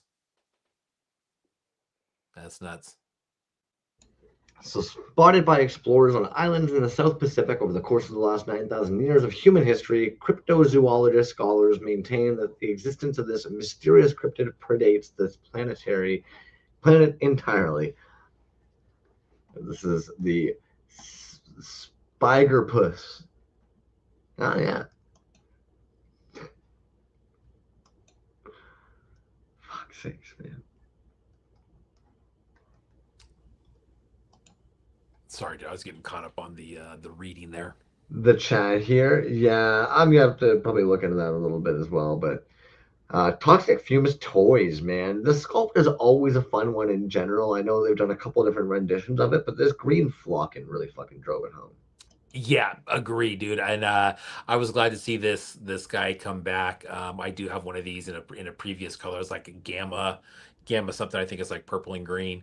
There has been a few different versions of this one though, but you're right. The flocking is something that I haven't seen on there. But cool piece, dude. It's bigger than 3.75. Right. Um, but it's a good one, man. It's always good to see Toxic Fumes back in it too, man. Comes around for the shows pretty much nowadays, I think. But always has cool shit, man. I like that. Even nice touch, nice attention to detail. This triangle here Mm, didn't have to be. Could have gone right down to the snout. Nice attention to detail, man. I don't know. It's the little things. yeah. Well. Camp Cryptid is upon us. It just so happens that while driving the back roads just outside my city, I caught a glimpse of the ever elusive bog wolf of Breslau. How do you say that? Do you know? All right. Believed to have originated in the Kossuth Bog in northern Cambridge, the bog wolf was pushed further and further north to Breslau. It also thought the alliteration sounded better. Thanks to Lab Monkey 9 for having me along for the ride. Bam, good one, dude. Like I said, I don't know how many different versions of that figure there are, mm, um, but the flocking on there is excellent. A nice touch. And even as silly as it's gonna sound here, like the fact that it's going down right to here, I kind of like because if it was actual hair and moss, like yeah, it's gonna be on that pant top. Also, this pink, I'm assuming he casted it in almost this like fleshy brown. Yeah, Sorry, yeah, and no, that's what it looks like. Yeah. sharp ass piece, man. And your Mhm. eyes aren't wonky. They're fucking those dots are on there, man. Beauty. We're on the home stretch here. We've got Toy Chigon. Now, Toy Chigon this time around, most of you would know them as being somebody who does very, what's like the name for that palette they usually have? Bright pinks, bright yellows, Very seafoam greens, and they've 80s neon. yeah, they've recently actually got an account for their illustration work instead of more of their toy work. Where did it pop it down here? They actually said, I must be missing it, but check out Toy Qigong's page. They've also got, like I said, more of like an illustration page they're working on now as well. Well, yeah, dude, solid work, man. Very in line with their cultural approach. I don't really know if that's the right way of phrasing that. Yeah, nice. Like they still have that. I don't know the word for it. If you ever go down there and you get like ceramic pastel, yes, yeah, thank you, man. It's almost like a pastelly, but I feel like you still get that vibe from this. You can Mm, almost picture like the ceramic feel to it and like the Pantones and yeah, fun piece. yeah, nice. Erna Toys, the The hop. hop The Hopkinsville Goblin is ready for Camp Cryptid. This is my entry for Camp Cryptid online art show hosted by Lab Monkey number 9. Ever since I was little, I've always been surrounded by my brother's books about aliens and weird creatures. Most of the sketches and encounters used to scare me to death, but some reason I've always found the Hopkinsville Goblins very cute. Resin toy, 12 centimeters tall with 4 points of articulation, 3D modeled, printed and painted by me. Make sure to check out the other artists involved. That is super cool, dude. The friggin' camp counselor outfit really ties it, man. The knee Uh, high socks and everything. Yeah, dude, and I think that's we were just talking about that before, where you can go a couple different directions with your piece, but the camp counselor, the going to camp, um, kind of cartoony uh direction. I dig that, dude, because I think the show needs that as well. But yeah, dude, the whole camp counselor vibes got the scout leader get up going on there, dude. It's cool. And gorgeous paint job, dude. Look at all these little tiny details. And I don't know much about the Hopkinsville Goblin, man. That sounds like a real. Uh, I believe it is one of the actual cryptoids. I've definitely seen this head reappear on several different figures before.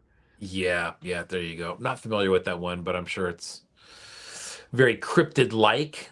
Love the arm length on that. Check that out. Right? Insanely long arms. Beautifully done. Yeah. Zimmerkov. Of course, they couldn't just do one. They needed to do like 20.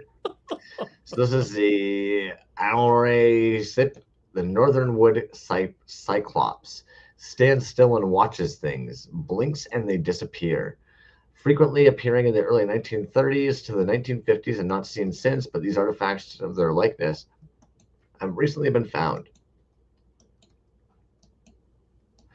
Mm, Something really unique happened with the eyes there. I mean, I don't know what you have now recently done with this weird geometric shape, but then I'd having a very plain eye. It's almost like he's painted the eye on a rhinestone, glued it into a negative cavity, and then casted it in a double casting method to create that dome.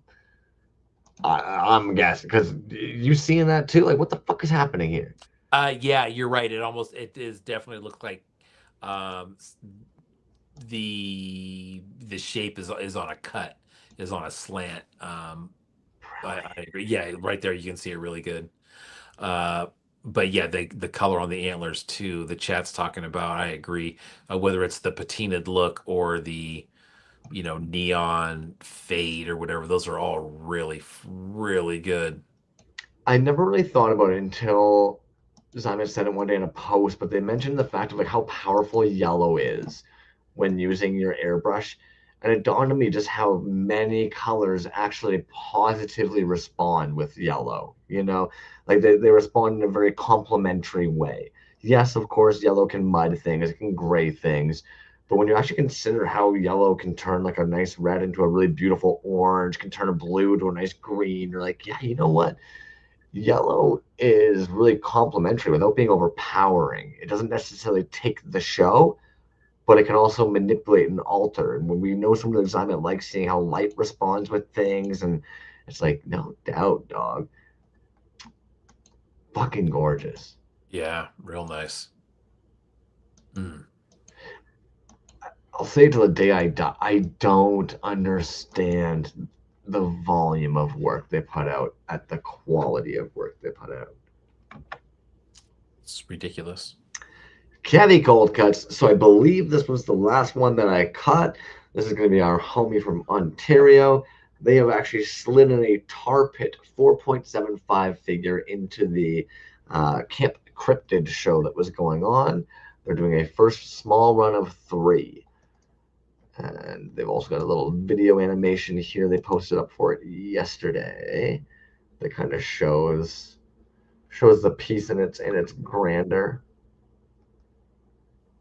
Yeah, and 4.75 on that one. How about that? I keep telling you, dude, I don't know what it is about the Canadian homies. I've been saying it since some of the Angry Beast pieces. They like 4s.